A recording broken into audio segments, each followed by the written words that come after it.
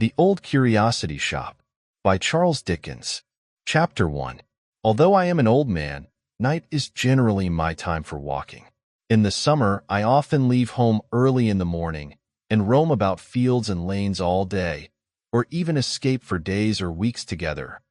But, saving in the country, I seldom go out until after dark, though, heaven be thanked, I love its light and feel the cheerfulness it sheds upon the earth as much as any creature living. I have fallen insensibly into this habit, both because it favors my infirmity and because it affords me greater opportunity of speculating on the characters and occupations of those who fill the streets. The glare and hurry of broad noon are not adapted to idle pursuits like mine. A glimpse of passing faces caught by the light of a street lamp or a shop window is often better for my purpose than their full revelation in the daylight. And if I must add the truth, night is kinder in this respect than day, which too often destroys an air-built castle at the moment of its completion, without the least ceremony or remorse.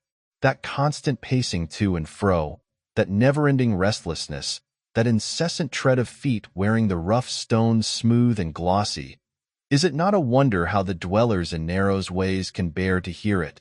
Think of a sick man in such a place as St. Martin's Court, listening to the footsteps, and in the midst of pain and weariness obliged, despite himself, as though it were a task he must perform, to detect the child's step from the man's, the slipshod beggar from the booted exquisite, the lounging from the busy, the dull heel of the sauntering outcast from the quick tread of an expectant pleasure-seeker. Think of the hum and noise always being present to his sense, and of the stream of life that will not stop, pouring on, through all his restless dreams, as if he were condemned to lie, dead but conscious, in a noisy churchyard, and had no hope of rest for centuries to come. Then, the crowds forever passing and repassing on the bridges, on those which are free of toll at least, where many stop on fine evenings looking listlessly down upon the water with some vague idea that by and by it runs between green banks which grow wider and wider until at last it joins the broad vast sea, where some halt to rest from heavy loads and think as they look over the parapet that to smoke and lounge away one's life, and lie sleeping in the sun upon a hot tarpaulin, in a dull, slow, sluggish barge, must be happiness unalloyed, and where some, in a very different class, pause with heavier loads than they, remembering to have heard or read in old time that drowning was not a hard death, but of all means of suicide the easiest and best. Covent Garden Market at sunrise too, in the spring or summer, when the fragrance of sweet flowers is in the air, overpowering even the unwholesome streams of last night's debauchery, and driving the dusky thrush, whose cage has hung outside a garret window all night long, half mad with joy. Poor bird, the only neighboring thing at all akin to the other little captives, some of whom, shrinking from the hot hands of drunken purchasers, lie drooping on the path already, while others, soddened by close contact, await the time when they shall be watered and freshened up to please more sober company, and make old clerks who pass them on their road to business wonder what has filled their breasts with visions of the country. But my present purpose is not to expatiate upon my walks. The story I am about to relate, and to which I shall recur at intervals, arose out of one of these rambles, and thus I have been led to speak of them by way of preface. One night I had roamed into the city, and was walking slowly on in my usual way, musing upon a great many things, when I was arrested by an inquiry, the purport of which did not reach me, but which seemed to be addressed to myself, and was preferred in a soft, sweet voice that struck me very pleasantly. I turned hastily round and found at my elbow a pretty little girl, who begged to be directed to a certain street at a considerable distance, and indeed in quite another quarter of the town. "It is a very long way from here," said I, "my child." "I know that, sir," she replied timidly. "I am afraid it is a very long way, for I came from there tonight." "Alone?" said I, in some surprise. "Oh, yes, I don't mind that, but I am a little frightened now, for I had lost my road." "And what made you ask it of me? Suppose I should tell you wrong?" "I am sure you will not do that," said the little creature. "You are such a very old gentleman, and walk so slow yourself." I cannot describe how much I was impressed by this appeal and the energy with which it was made, which brought a tear into the child's clear eye and made her slight figure tremble as she looked up into my face. "Come," said I, "I'll take you there."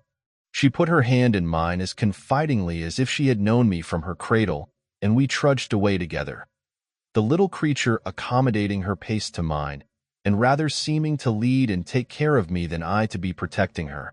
I observed that every now and then she stole a curious look at my face, as if to make quite sure that I was not deceiving her, and that these glances, very sharp and keen they were too, seemed to increase her confidence at every repetition. For my part, my curiosity and interest were at least equal to the child's, for child she certainly was, although I thought it probable from what I could make out, that her very small and delicate frame imparted a peculiar youthfulness to her appearance. Though more scantily attired than she might have been, she was dressed with perfect neatness, and betrayed no marks of poverty or neglect. "Who has sent you so far by yourself?" said I. "Someone who is very kind to me, sir." "And what have you been doing?"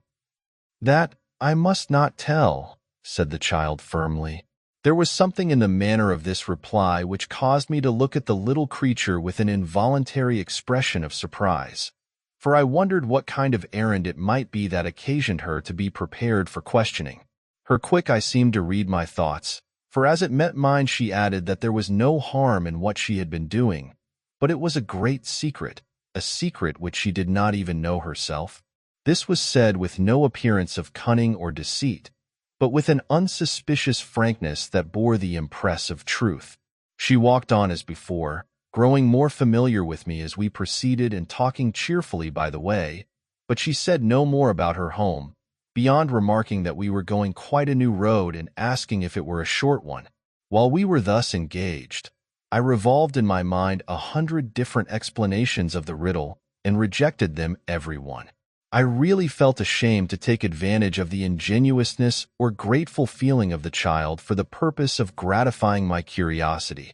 I love these little people, and it is not a slight thing when they, who are so fresh from God, love us. As I had felt pleased at first by her confidence, I determined to deserve it, and to do credit to the nature which had prompted her to repose it in me. There was no reason, however, why I should refrain from seeing the person who had inconsiderately sent her to so great a distance by night and alone, and as it was not improbable that if she found herself near home she might take farewell of me and deprive me of the opportunity, I avoided the most frequented ways and took the most intricate, and thus it was not until we arrived in the street itself that she knew where we were. Clapping her hands with pleasure and running on before me for a short distance, my little acquaintance stopped at a door and remaining on the step till I came up knocked at it when I joined her. A part of this door was of glass unprotected by any shutter, which I did not observe at first, for all was very dark and silent within, and I was anxious, as indeed the child was also, for an answer to our summons. When she had knocked twice or thrice there was a noise as if some person were moving inside, and at length a faint light appeared through the glass which, as it approached very slowly, the bearer having to make his way through a great many scattered articles, enabled me to see both what kind of person it was who advanced and what kind of place it was through which he came. It was an old man with long gray hair, whose face and figure as he held the light above his head and looked before him as he approached, I could plainly see. Though much altered by age, I fancied I could recognize in his spare and slender form something of that delicate mold which I had noticed in the child. Their bright blue eyes were certainly alike, but his face was so deeply furrowed and so very full of care that here all resemblance ceased. The place through which he made his way at leisure was one of those receptacles for old and curious things which seem to crouch in odd corners of this town, and to hide their musty treasures from the public eye in jealousy and distrust. There were suits of mail standing like ghosts in armor here and there, fantastic carvings brought from monkish cloisters, rusty weapons of various kinds, distorted figures in china and wood and iron and ivory, tapestry and strange furniture that might have been designed in dreams. The haggard aspect of the little old man was wonderfully suited to the place, He might have groped among old churches and tombs and deserted houses and gathered all the spoils with his own hands. There was nothing in the whole collection, but was in keeping with himself, nothing that looked older or more worn than he. As he turned the key in the lock, he surveyed me with some astonishment, which was not diminished when he looked from me to my companion. The door being opened, the child addressed him as grandfather, and told him the little story of our companionship. "Why, bless thee, child," said the old man, patting her on the head, "how couldst thou miss thy way? What if I had lost thee, Nell?" "I would have found my way back to you, grandfather," said the child boldly. "Never fear." The old man kissed her, then turning to me and begging me to walk in, I did so. The door was closed and locked. Preceding me with the light, he led me through the place I had already seen from without into a small sitting room behind, in which was another door opening into a kind of closet, where I saw a little bed that a fairy might have slept in. It looked so very small and was so prettily arranged. The child took a candle and tripped into this little room, leaving the old man and me together. "You must be tired, sir," said he as he placed a chair near the fire. "How can I thank you?" "By taking more care of your grandchild another time, my good friend," I replied. "More care," said the old man in a shrill voice. "More care of Nellie. Why, whoever loved a child as I love Nell?" He said this with such evident surprise that I was perplexed what answer to make, and the more so because, coupled with something feeble and wandering in his manner, there were in his face marks of deep and anxious thought which convinced me that he could not be, as I had been at first inclined to suppose, in a state of dotage or imbecility. "I don't think you consider," I began. "I don't consider," cried the old man, interrupting me. "I don't consider her. Ah, how little you know of the truth. Little Nellie, little Nellie. It would be impossible for any man, I care not what his form of speech might be, to express more affection than the dealer in curiosities did, in these 4 words. I waited for him to speak again, but he rested his chin upon his hand, and shaking his head twice or thrice, fixed his eyes upon the fire.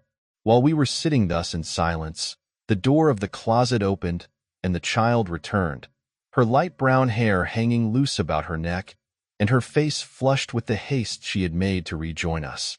She busied herself immediately in preparing supper, and while she was thus engaged I remarked that the old man took an opportunity of observing me more closely than he had done yet.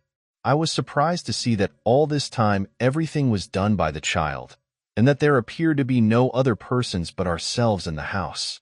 I took advantage of a moment when she was absent to venture a hint on this point, to which the old man replied that there were few grown persons as trustworthy or as careful as she.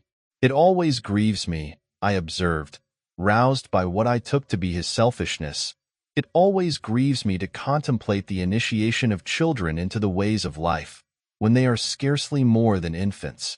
It checks their confidence and simplicity, 2 of the best qualities that heaven gives them, and demands that they share our sorrows before they are capable of entering into our enjoyments."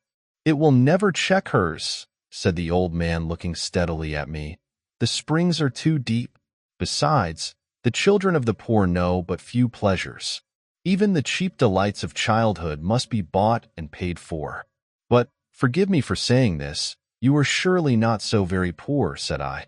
"She is not my child, sir," returned the old man. "Her mother was, and she was poor. I saved nothing, not a penny, though I live as you see, but—" He laid his hand upon my arm and leant forward to whisper, "She shall be rich one of these days and a fine lady. Don't you think ill of me because I use her help. She gives it cheerfully, as you see, and it would break her heart if she knew that I suffered anybody else to do for me what her little hands could undertake. I don't consider," he cried with sudden querulousness. "Why, God knows that this one child is the thought and object of my life, and yet he never prospers me. No, never." At this juncture, the subject of our conversation again returned, and the old man, motioning to me to approach the table, broke off and said no more. We had scarcely begun our repast when there was a knock at the door by which I had entered, and Nell, bursting into a hearty laugh, which I was rejoiced to hear, for it was childlike and full of hilarity, said it was no doubt dear old Kit coming back at last. "Foolish Nell," said the old man, fondling with her hair. "She always laughs at poor Kit." The child laughed again more heartily than before, and I could not help smiling from pure sympathy. The little old man took up a candle and went to open the door. When he came back, Kit was at his heels. Kit was a shock-headed, shambling, awkward lad with an uncommonly wide mouth, very red cheeks, a turned-up nose, and certainly the most comical expression of face I ever saw. He stopped short at the door on seeing a stranger, twirled in his hand a perfectly round old hat without any vestige of a brim, and resting himself now on one leg and now on the other, and changing them constantly, stood in the doorway, looking into the parlor with the most extraordinary leer I ever beheld. I entertained a grateful feeling towards the boy from that minute, for I felt that he was the comedy of the child's life. "A long way, wasn't it, Kit?" said the little old man. "Why, then, it was a goodish stretch, master," returned Kit. "Of course you have come back hungry?" "Why, then, I do consider myself rather so, master," was the answer. The lad had a remarkable manner of standing sideways as he spoke, and thrusting his head forward over his shoulder, as if he could not get at his voice without that accompanying action. I think he would have amused one anywhere, but the child's exquisite enjoyment of his oddity, and the relief it was to find that there was something she associated with merriment in a place that appeared so unsuited to her, were quite irresistible.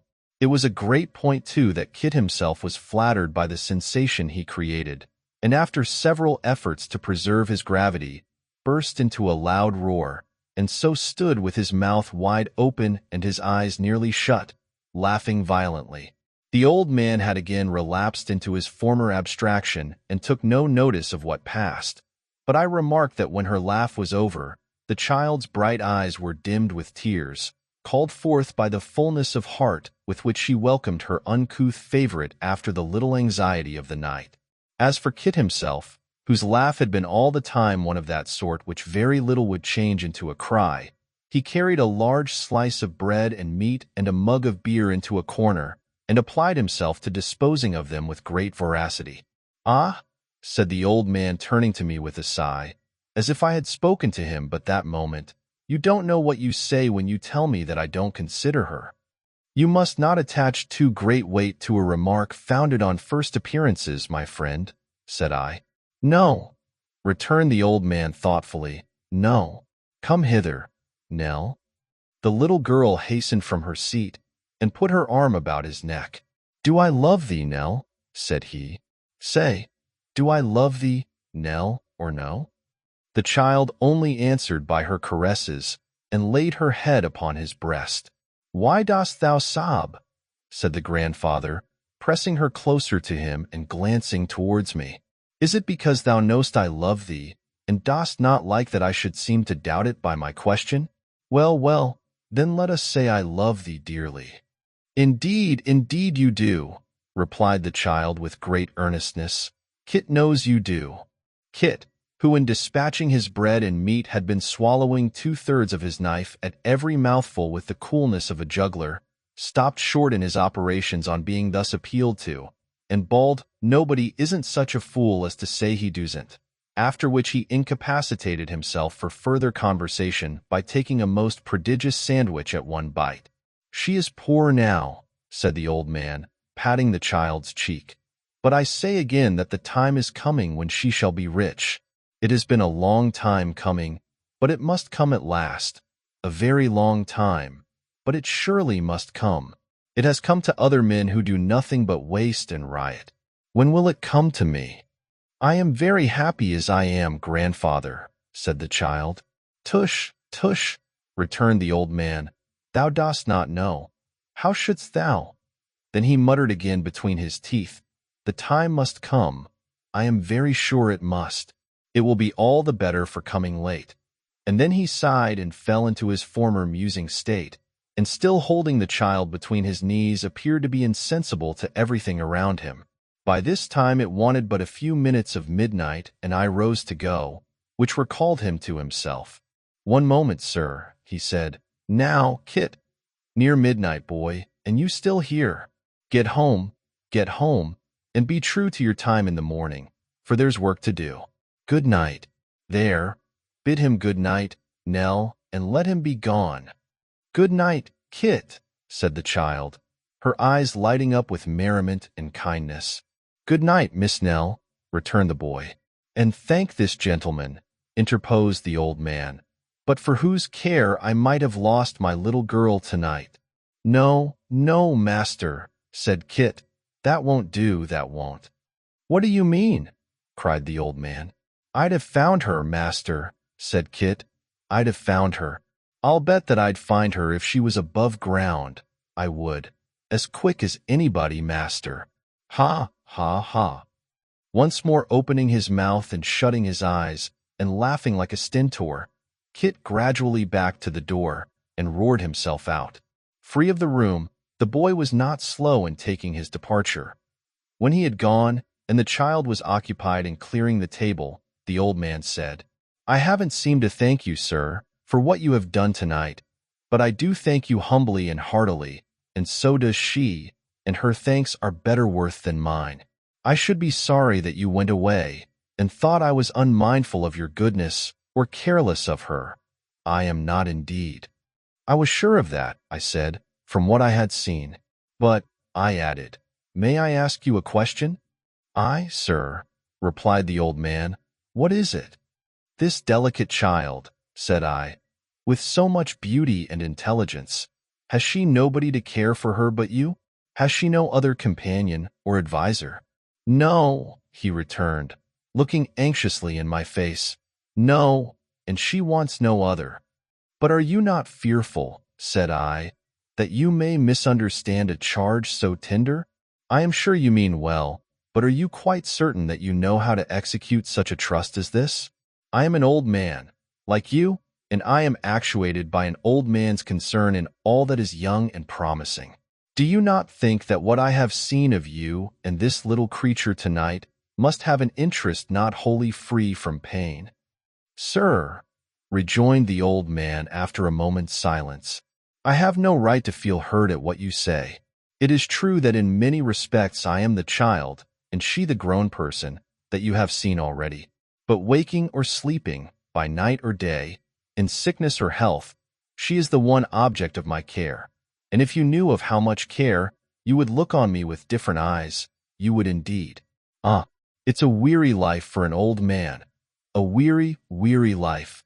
But there is a great end to gain, and that I keep before me." Seeing that he was in a state of excitement and impatience, I turned to put on an outer coat which I had thrown off on entering the room, purposing to say no more. I was surprised to see the child standing patiently by with a cloak upon her arm, and in her hand a hat and stick. "Those are not mine, my dear," said I.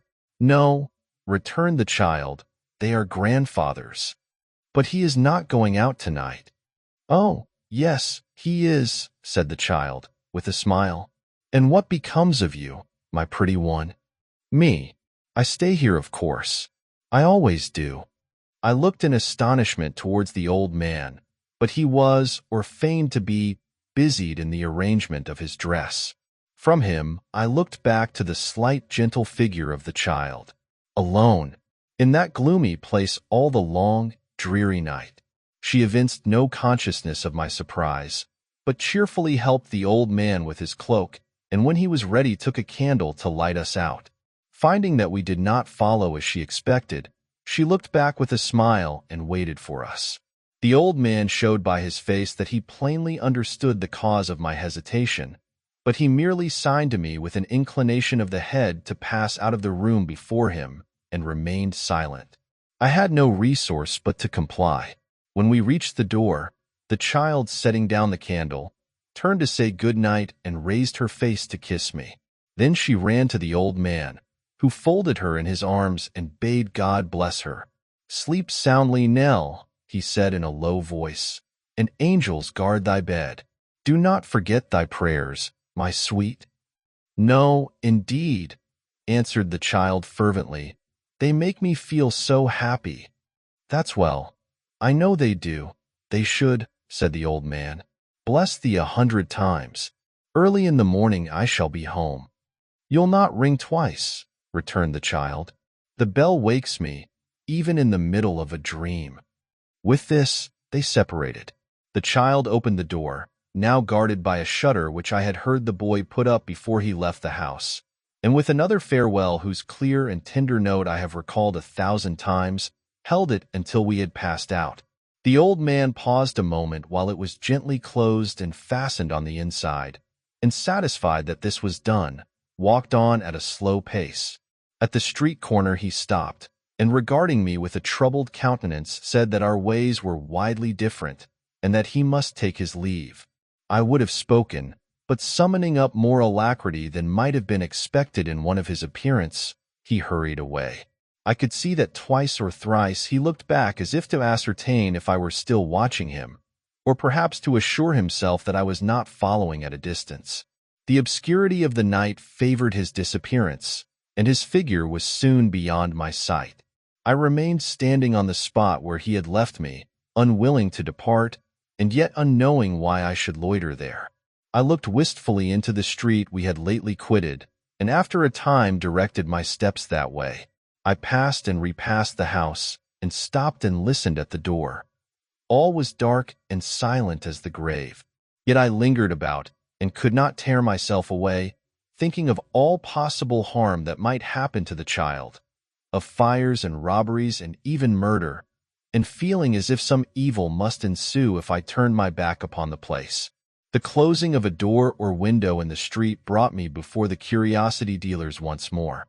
I crossed the road and looked up at the house to assure myself that the noise had not come from there. No, it was black, cold, and lifeless as before. There were few passengers astir. The street was sad and dismal and pretty well my own. A few stragglers from the theaters hurried by, and now and then I turned aside to avoid some noisy drunkard as he reeled homewards. But these interruptions were not frequent and soon ceased. The clock struck 1. Still I paced up and down, promising myself that every time should be the last, and breaking faith with myself on some new plea as often as I did so. The more I thought of what the old man had said, and of his looks and bearing, the less I could account for what I had seen and heard. I had a strong misgiving that his nightly absence was for no good purpose.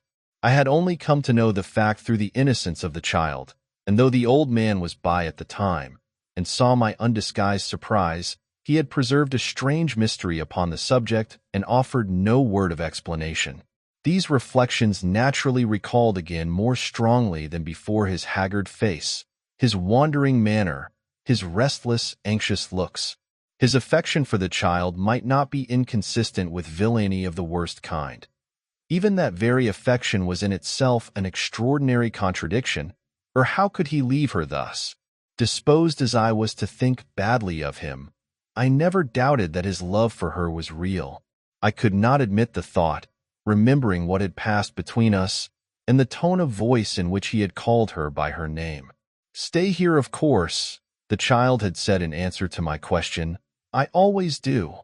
What could take him from home by night, and every night? I called up all the strange tales I had ever heard of dark and secret deeds committed in great towns and escaping detection for a long series of years. Wild as many of these stories were, I could not find one adapted to this mystery, which only became the more impenetrable in proportion as I sought to solve it. Occupied with such thoughts as these, and a crowd of others all tending to the same point, I continued to pace the street for 2 long hours. At length the rain began to descend heavily, and then, overpowered by fatigue though no less interested than I had been at first, I engaged the nearest coach and so got home. A cheerful fire was blazing on the hearth, the lamp burnt brightly. My clock received me with its old familiar welcome. Everything was quiet, warm, and cheering, and in happy contrast to the gloom and darkness I had quitted. But all that night, waking or in my sleep, the same thoughts recurred and the same images retained possession of my brain. I had ever before me the old dark murky rooms, the gaunt suits of mail with their ghostly silent air, the faces all awry, grinning from wood and stone, the dust and rust and worm that lives in wood, and alone in the midst of all this lumber and decay and ugly age. The beautiful child in her gentle slumber, smiling through her light and sunny dreams. Chapter 2. After combating, for nearly a week, the feeling which impelled me to revisit the place I had quitted under the circumstances already detailed, I yielded to it at length, and determining that this time I would present myself by the light of day, bent my steps thither early in the morning. I walked past the house, and took several turns in the street, with that kind of hesitation which is natural to a man who is conscious that the visit he is about to pay is unexpected, and may not be very acceptable. However, as the door of the shop was shut, and it did not appear likely that I should be recognized by those within, if I continued merely to pass up and down before it, I soon conquered this irresolution, and found myself in the curiosity dealer's warehouse. The old man and another person were together in the back part, and there seemed to have been high words between them, for their voices, which were raised to a very high pitch, suddenly stopped on my entering, and the old man, advancing hastily towards me, said in a tremulous tone that he was very glad I had come. "You interrupted us at a critical moment," said he, pointing to the man whom I had found in company with him. "This fellow will murder me one of these days. He would have done so long ago, if he had dared." "Bah, you would swear away my life if you could," returned the other, after bestowing a stare and a frown on me. "We all know that." "I almost think I could," cried the old man, turning feebly upon him. "If oaths or prayers or words could rid me of you, they should. I would be quit of you, and would be relieved if you were dead." "I know it," returned the other. "I said so, didn't I? But neither oaths or prayers nor words will kill me, and therefore I live and mean to live." "And his mother died," cried the old man, passionately clasping his hands and looking upward. "And this is heaven's justice." The other stood lounging with his foot upon a chair, and regarded him with a contemptuous sneer. He was a young man of 21 or thereabouts, well-made and certainly handsome, though the expression of his face was far from prepossessing, having in common with his manner and even his dress a dissipated, insolent air which repelled one. "Justice or no justice," said the young fellow, "here I am, and here I shall stop till such time as I think fit to go, unless you send for assistance to put me out, which you won't do, I know. I tell you again that I want to see my sister." "Your sister?" said the old man bitterly. "Ah, you can't change the relationship," returned the other. "If you could, you'd have done it long ago. I want to see my sister, that you keep cooped up here, poisoning her mind with your sly secrets and pretending an affection for her that you may work her to death, and add a few scraped shillings every week to the money you can hardly count. I want to see her, and I will. Here's a moralist to talk of poisoned minds. Here's a generous spirit to scorn scraped-up shillings," cried the old man, turning from him to me. "A profligate, sir, who has forfeited every claim not only upon those who have the misfortune to be of his blood, but upon society which knows nothing of him but his misdeeds. A liar, too," he added, in a lower voice as he drew closer to me, "who knows how dear she is to me, and seeks to wound me even there, because there is a stranger nearby." "Strangers are nothing to me, grandfather," said the young fellow, catching at the word, "nor I to them, I hope. The best they can do is to keep an eye to their business and leave me to mine. There's a friend of mine waiting outside, and as it seems that I may have to wait some time, I'll call him in, with your leave." Saying this, he stepped to the door, and looking down the street beckoned several times to some unseen person, who, to judge from the air of impatience with which these signals were accompanied, required a great quantity of persuasion to induce him to advance. At length there sauntered up on the opposite side of the way, with a bad pretense of passing by accident, a figure conspicuous for its dirty smartness, which after a great many frowns and jerks of the head, in resistance of the invitation, ultimately crossed the road and was brought into the shop. "There, it's Dick Swiveller," said the young fellow, pushing him in. "Sit down, Swiveller." "But is the old man agreeable?" said Mr. Swiveller in an undertone. Mr. Swiveller complied, and looking about him with a propitiatory smile, observed that last week was a fine week for the ducks, and this week was a fine week for the dust. He also observed that whilst standing by the post at the street corner, he had observed a pig with a straw in his mouth issuing out of the tobacco shop, from which appearance he augured that another fine week for the ducks was approaching, and that rain would certainly ensue.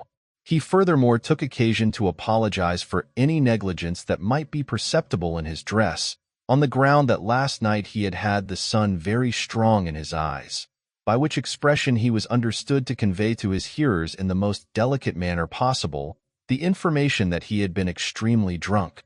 "But what," said Mr. Swiveller with a sigh, "what is the odds so long as the fire of soul is kindled at the taper of conviviality, and the wing of friendship never molts a feather? What is the odds so long as the spirit is expanded by means of rosy wine, and the present moment is the least happiest of our existence?" "You needn't act the chairman here," said his friend, half aside. "Fred," cried Mr. Swiveller, tapping his nose, "a word to the wise is sufficient for them. We may be good and happy without riches, Fred. Say not another syllable. I know my cue. Smart is the word.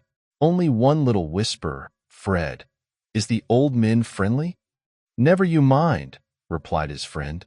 "Right again, quite right," said Mr. Swiveller. "Caution is the word, and caution is the act."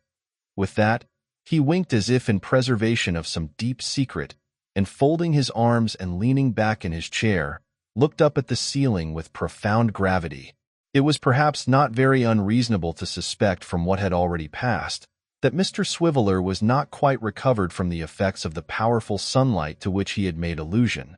But if no such suspicion had been awakened by his speech, his wiry hair, dull eyes, and sallow face would still have been strong witnesses against him. His attire was not, as he had himself hinted, remarkable for the nicest arrangement, but was in a state of disorder which strongly induced the idea that he had gone to bed in it. It consisted of a brown bodycoat with a great many brass buttons up the front and only one behind, a bright check neckerchief, a plaid waistcoat, soiled white trousers, and a very limp hat, worn with the wrong side foremost, to hide a hole in the brim. The breast of his coat was ornamented with an outside pocket from which there peeped forth the cleanest end of a very large and very ill-favored handkerchief. His dirty wristbands were pulled on as far as possible and ostentatiously folded back over his cuffs.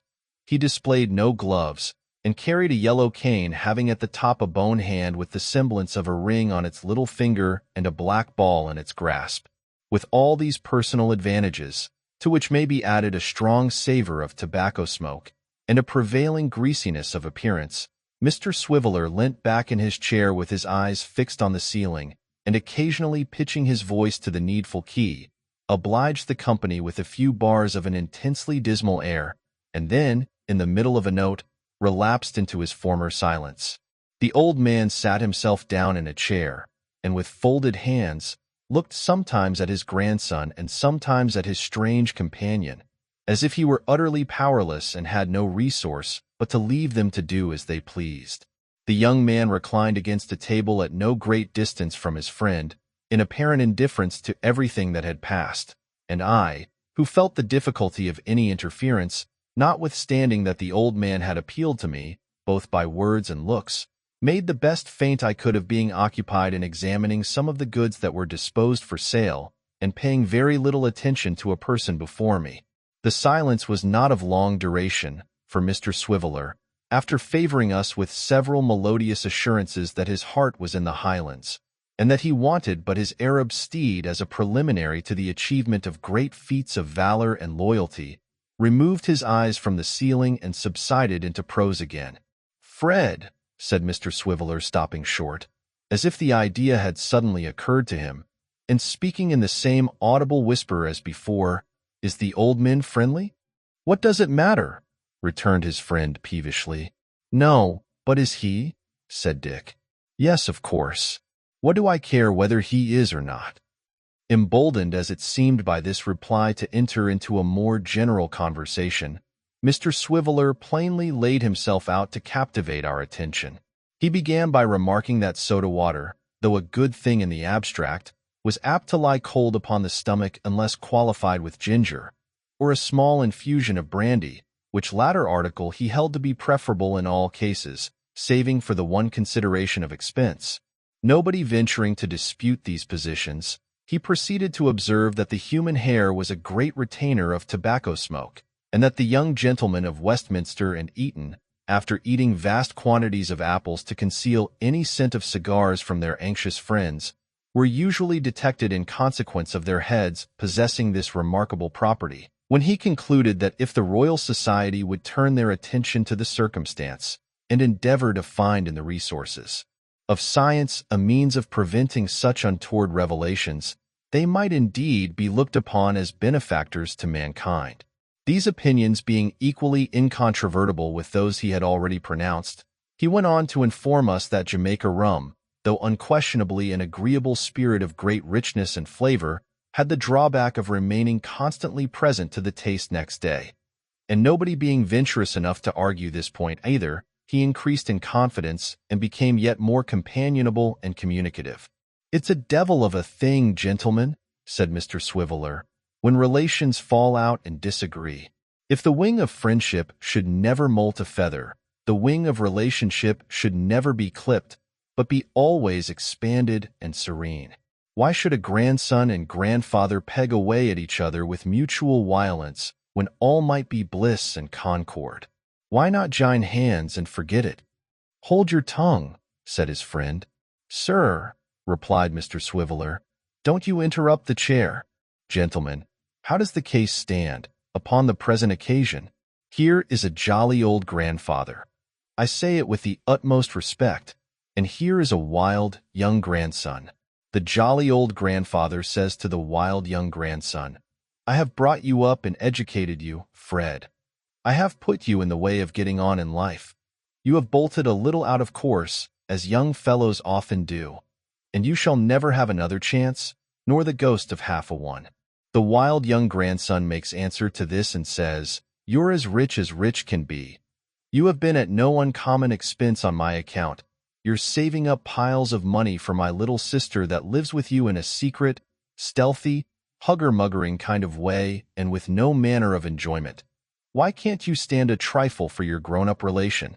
The jolly old grandfather unto this retorts, not only that he declines to fork out with that cheerful readiness which is always so agreeable and pleasant in a gentleman of his time of life, but that he will bow up and call names and make reflections whenever they meet.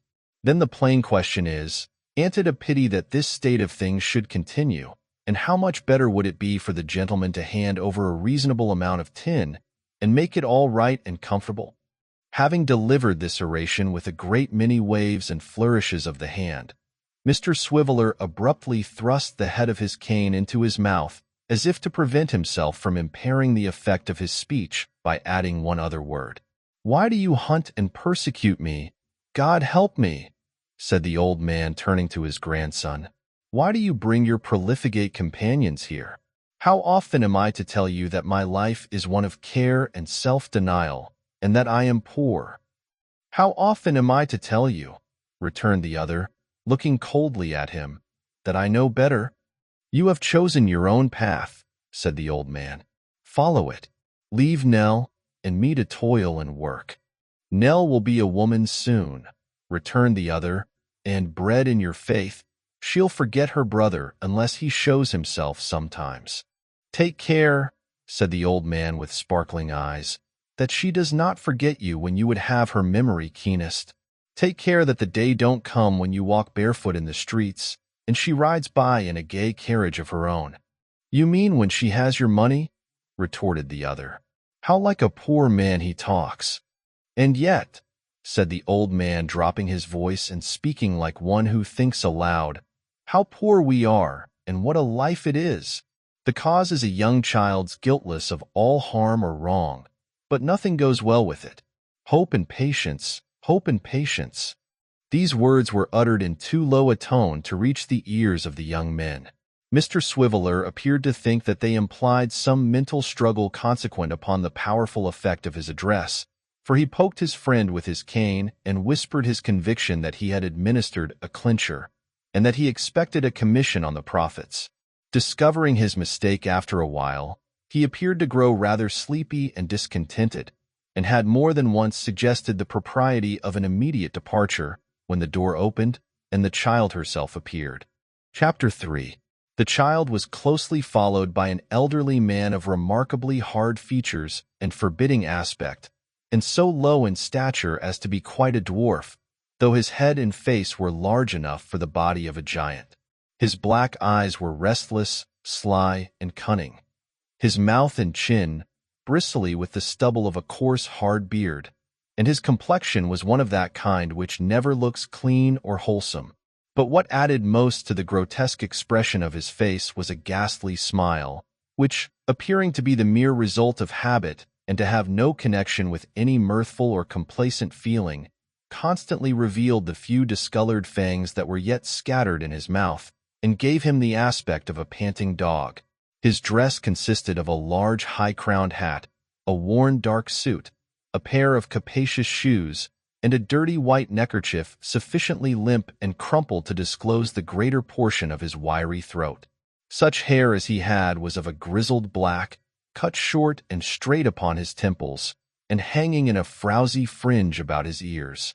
His hands, which were of a rough, coarse grain, were very dirty. His fingernails were crooked, long, and yellow.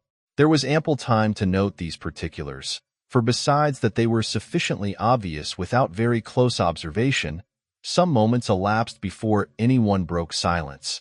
The child advanced timidly towards her brother and put her hand in his. The dwarf, if we may call him so, glanced keenly at all present, and the curiosity dealer, who plainly had not expected his uncouth visitor, seemed disconcerted and embarrassed. "Ah," said the dwarf, who with his hand stretched out above his eyes had been surveying the young man attentively, "that should be your grandson, neighbor." "Say rather that he should not be," replied the old man. "But he is." "And that?" said the dwarf, pointing to Dick Swiveller. "Some friend of his, as welcome here as he," said the old man. "And that?" inquired the dwarf, wheeling round and pointing straight at me. "A gentleman who was so good as to bring Nell home the other night when she lost her way, coming from your house." The little man turned to the child as if to chide her or express his wonder, but as she was talking to the young man, held his peace and bent his head to listen. "Well, Nellie," said the young fellow aloud, "do they teach you to hate me, eh?" "No, no, for shame." "Oh, no," cried the child. "To love me, perhaps?" pursued her brother with a sneer. "To do neither," she returned. "They never speak to me about you. Indeed, they never do." "I dare be bound for that," he said, darting a bitter look at the grandfather. "I dare be bound for that, Nell. Oh, I believe you there." "But I love you dearly, Fred," said the child. "No doubt. I do indeed, and always will," the child repeated with great emotion. "But oh, if you would leave off vexing him and making him unhappy, then I could love you more." "I see," said the young man, as he stooped carelessly over the child, and having kissed her, pushed her from him. "There, get you away now you have said your lesson. You needn't whimper. We part good friends enough, if that's the matter." He remained silent, following her with his eyes, until she had gained her little room and closed the door, and then turning to the dwarf, said abruptly, "Hark ye, mister." "Meaning me?" returned the dwarf. "Quilp is my name. You might remember. It's not a long one. Daniel Quilp." "Hark ye, Mr. Quilp, then," pursued the other, "you have some influence with my grandfather there." "Some," said Mr. Quilp emphatically, "and are in a few of his mysteries and secrets." "A few," replied Quilp, with equal dryness. "Then let me tell him once for all, through you, that I will come into and go out of this place as often as I like, so long as he keeps Nell here, and that if he wants to be quit of me, he must first be quit of her. What have I done to be made a bugbear of, and to be shunned and dreaded as if I brought the plague? He'll tell you that I have no natural affection, and that I care no more for Nell, for her own sake, than I do for him. Let him say so. I care for the whim, then, of coming to and fro and reminding her of my existence. I will see her when I please. That's my point. I came here today to maintain it, and I'll come here again 50 times with the same object and always with the same success. I said I would stop till I had gained it. I have done so, and now my visit's ended. Come, Dick. Stop, cried Mr. Swiveller, as his companion turned toward the door. Sir, I am your humble servant, said Mr. Quilp, to whom the monosyllable was addressed. Before I leave the gay and festive scene, and halls of dazzling light, sir, said Mr. Swiveller, I will, with your permission, attempt a slight remark. I came here, sir, this day, under the impression that the old min was friendly. Proceed, sir, said Daniel Quilp, for the orator had made a sudden stop. Inspired by this idea and the sentiments it awakened, sir, and feeling as a mutual friend that badgering, baiting, and bullying was not the sort of thing calculated to expand the souls and promote the social harmony of the contending parties, I took upon myself to suggest a course which is the course to be adopted to the present occasion. Will you allow me to whisper half a syllable, sir? Without waiting for the permission he sought, Mr. Swiveller stepped up to the dwarf, and leaning on his shoulder and stooping down to get at his ear, said in a voice which was perfectly audible to all present, "The watchword to the old min is fork." "Is what?" demanded Quilp. "Is fork, sir, fork," replied Mr. Swiveller, slapping his pocket. "You are awake, sir?" The dwarf nodded. Mr. Swiveller drew back and nodded likewise, then drew a little further back and nodded again, and so on. By these means he in time reached the door, where he gave a great cough to attract the dwarf's attention and gain an opportunity of expressing in dumb show the closest confidence and most inviolable secrecy. Having performed the serious pantomime that was necessary for the due conveyance of this idea, he cast himself upon his friend's track and vanished. "Humph," said the dwarf with a sour look and a shrug of his shoulders. "So much for dear relations. Thank God I acknowledge none. Nor need you either," he added, turning to the old man, "if you were not as weak as a reed, and nearly as senseless." "What would you have me do?" he retorted in a kind of helpless desperation. "It is easy to talk and sneer. What would you have me do?" "What would I do if I was in your case?" said the dwarf. "Something violent, no doubt." "You're right there," returned the little man, highly gratified by the compliment, for such he evidently considered it, and grinning like a devil as he rubbed his dirty hands together. "Ask Mrs. Quilp, pretty Mrs. Quilp, obedient, timid, loving Mrs. Quilp. But that reminds me, I have left her all alone, and she will be anxious and know not a moment's peace till I return. I know she's always in that condition when I'm away, thought she doesn't dare to say so, unless I lead her on and tell her she may speak freely and I won't be angry with her. Oh, well-trained Mrs. Quilp." The creature appeared quite horrible with his monstrous head and little body, as he rubbed his hands slowly round and round and round again, with something fantastic even in his manner of performing this slight action, and, dropping his shaggy brows and cocking his chin in the air, glanced upward with a stealthy look of exultation that an imp might have copied and appropriated to himself. "Here," he said, putting his hand into his breast and sidling up to the old man as he spoke. "I brought it myself for fear of accidents, as, being in gold, it was something large and heavy for Nell to carry in her bag. She need be accustomed to such loads betimes though, neighbor, for she will carry weight when you are dead." "Heaven send she may." "I hope so," said the old man with something like a groan. "Hope so," echoed the dwarf, approaching close to his ear. "Neighbor, I would I knew in what good investment all these supplies are sunk. But you are a deep man, and keep your secret close." "My secret?" said the other with a haggard look. "Yes, you're right, I keep it close, very close." He said no more, but taking the money turned away with a slow, uncertain step, and pressed his hand upon his head like a weary and dejected man. The dwarf watched him sharply, while he passed into the little sitting-room and locked it in an iron safe above the chimney-piece.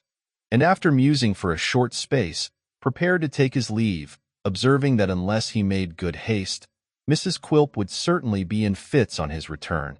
And so, neighbor, he added, I'll turn my face homewards, leaving my love for Nellie and hoping she may never lose her way again, though her doing so has procured me an honor I didn't expect. With that he bowed and leered at me, and with a keen glance around which seemed to comprehend every object within his range of vision, however small or trivial, went his way. I had several times essayed to go myself, but the old man had always opposed it and entreated me to remain. As he renewed his entreaties on our being left alone, and adverted with many thanks to the former occasion of our being together, I willingly yielded to his persuasions and sat down, pretending to examine some curious miniatures and a few old medals which he placed before me. It needed no great pressing to induce me to stay, for if my curiosity has been excited on the occasion of my first visit, it certainly was not diminished now. Nell joined us before long, and bringing some needlework to the table, sat by the old man's side. It was pleasant to observe the fresh flowers in the room, the pet bird with a green bough shading his little cage, the breath of freshness and youth which seemed to rustle through the old dull house and hover round the child. It was curious, but not so pleasant, to turn from the beauty and grace of the girl to the stooping figure, careworn face, and jaded aspect of the old man. As he grew weaker and more feeble, what would become of this lonely little creature? Poor protector as he was, say that he died. What would be her fate, then? The old man almost answered my thoughts as he laid his hand on hers and spoke aloud. I'll be of better cheer, Nell, he said. There must be good fortune in store for thee. I do not ask it for myself, but thee. Such miseries must fall on thy innocent head without it, that I cannot believe but that, being tempted, it will come at last. She looked cheerfully into his face, but made no answer. When I think, said he, of the many years, many in thy short life, that thou hast lived with me, of my monotonous existence, knowing no companions of thy own age nor any childish pleasures, of the solitude in which thou hast grown to be what thou art, and in which thou hast lived apart from nearly all thy kind but one old man, I sometimes fear I have dealt hardly by thee, Nell. Grandfather, cried the child in unfeigned surprise. Not in intention, no, said he. I have ever looked forward to the time that should enable thee to mix among the gayest and prettiest, and take thy station with the best. But I still look forward, Nell, I still look forward, and if I should be forced to leave thee meanwhile, how have I fitted thee for struggles with the world? The poor bird yonder is as well qualified to encounter it, and be turned adrift upon its mercies. Hark! I hear Kit outside. Go to him, Nell, go to him. She rose and hurrying away, stopped, turned back, and put her arms about the old man's neck, then left him and hurried away again, but faster this time, to hide her falling tears. A word in your ear, sir, said the old man in a hurried whisper. I have been rendered uneasy by what you said the other night, and can only plead that I have done all for the best, that it is too late to retract, if I could, though I cannot, and that I hope to triumph yet. All is for her sake. I have borne great poverty myself, and would spare her the sufferings that poverty carries with it. I would spare her the miseries that brought her mother, my own dear child, to an early grave.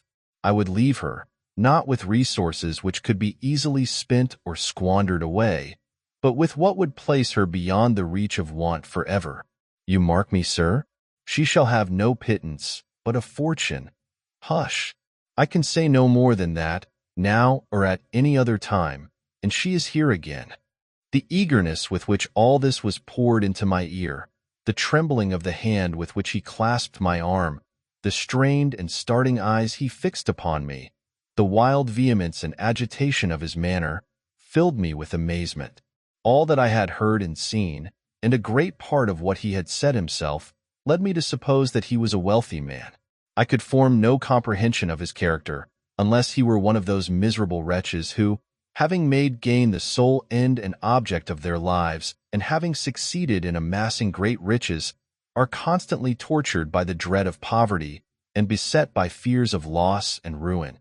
Many things he had said which I had been at a loss to understand were quite reconcilable with the idea thus presented to me, and at length I concluded that beyond all doubt he was one of this unhappy race. The opinion was not the result of hasty consideration, for which indeed there was no opportunity at that time, as the child came directly and soon occupied herself in preparations for giving Kit a writing lesson, of which it seemed he had a couple every week, and one regularly on that evening, to the great mirth and enjoyment both of himself and his instructress. To relate how it was a long time before his modesty could be so far prevailed upon as it admit of his sitting down in the parlor, in the presence of an unknown gentleman. How, when he did set down, he tucked up his sleeves and squared his elbows and put his face close to the copybook and squinted horribly at the lines. How, from the very first moment of having the pen in his hand, he began to wallow in blots and to daub himself with ink up to the very roots of his hair. How, if he did by accident form a letter properly, he immediately smeared it out again with his arm in his preparations to make another. How, at every fresh mistake, there was a fresh burst of merriment from the child and louder and not less hearty laugh from poor Kit himself, and how there was all the way through, notwithstanding, a gentle wish on her part to teach and an anxious desire on his to learn. To relate all these particulars would no doubt occupy more space and time than they deserve. It will be sufficient to say that the lesson was given, that evening passed and night came on, that the old man again grew restless and impatient, that he quitted the house secretly at the same hour as before, and that the child was once more left alone within its gloomy walls. And now that I have carried this history so far in my own character and introduced these personages to the reader, I shall for the convenience of the narrative detach myself from its further course, and leave those who have prominent and necessary parts in it to speak and act for themselves. Chapter 4. Mr. and Mrs. Quilp resided on Tower Hill, and in her bower on Tower Hill Mrs. Quilp was left to pine the absence of her lord, when he quitted her on the business which he had already seen to transact. Mr. Quilp could scarcely be said to be of any particular trade or calling, though his pursuits were diversified and his occupations numerous. He collected the rents of whole colonies of filthy streets and alleys by the waterside, advanced money to the seamen and petty officers of merchant vessels, had a share in the ventures of divers mates of East Indiamen, smoked his smuggled cigars under the very nose of the custom-house, and made appointments on change with men in glazed hats and round jackets pretty well every day. On the Surrey side of the river was a small rat-infested dreary yard called Quilp's Wharf, in which were a little wooden counting-house burrowing all awry in the dust as if it had fallen from the clouds and ploughed into the ground, a few fragments of rusty anchors, several large iron rings, some piles of rotten wood, and 2 or 3 heaps of old sheet copper, crumpled, cracked, and battered. On Quilp's Wharf, Daniel Quilp was a shipbreaker, yet to judge from these appearances he must either have been a shipbreaker on a very small scale, or have broken his ships up very small indeed. Neither did the place present any extraordinary aspect of life or activity, as its only human occupant was an amphibious boy in a canvas suit, whose sole change of occupation was from sitting on the head of a pile and throwing stones into the mud when the tide was out, to standing with his hands in his pockets gazing listlessly on the motion and on the bustle of the river at high water. The dwarf's lodging on Tower Hill comprised, besides the needful accommodation for himself and Mrs. Quilp, a small sleeping closet for that lady's mother, who resided with the couple and waged perpetual war with Daniel, of whom, notwithstanding, she stood in no slight dread. Indeed, the ugly creature contrived by some means or other, whether by his ugliness or his ferocity or his natural cunning is no great matter, to impress with a wholesome fear of his anger most of those with whom he was brought into daily contact and communication.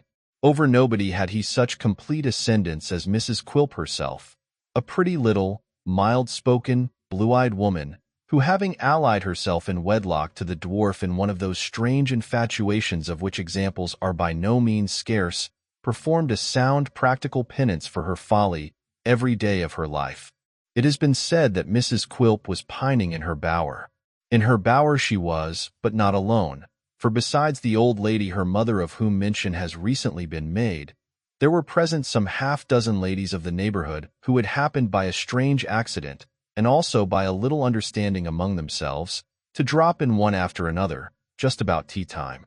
This being a season favorable to conversation, and the room being a cool, shady, lazy kind of place, with some plants at the open window shutting out the dust and interposing pleasantly enough between the tea-table within and the old tower without, it is no wonder that the ladies felt an inclination to talk and linger, especially when there are taken into account the additional inducements of fresh butter, new bread, shrimps, and watercresses.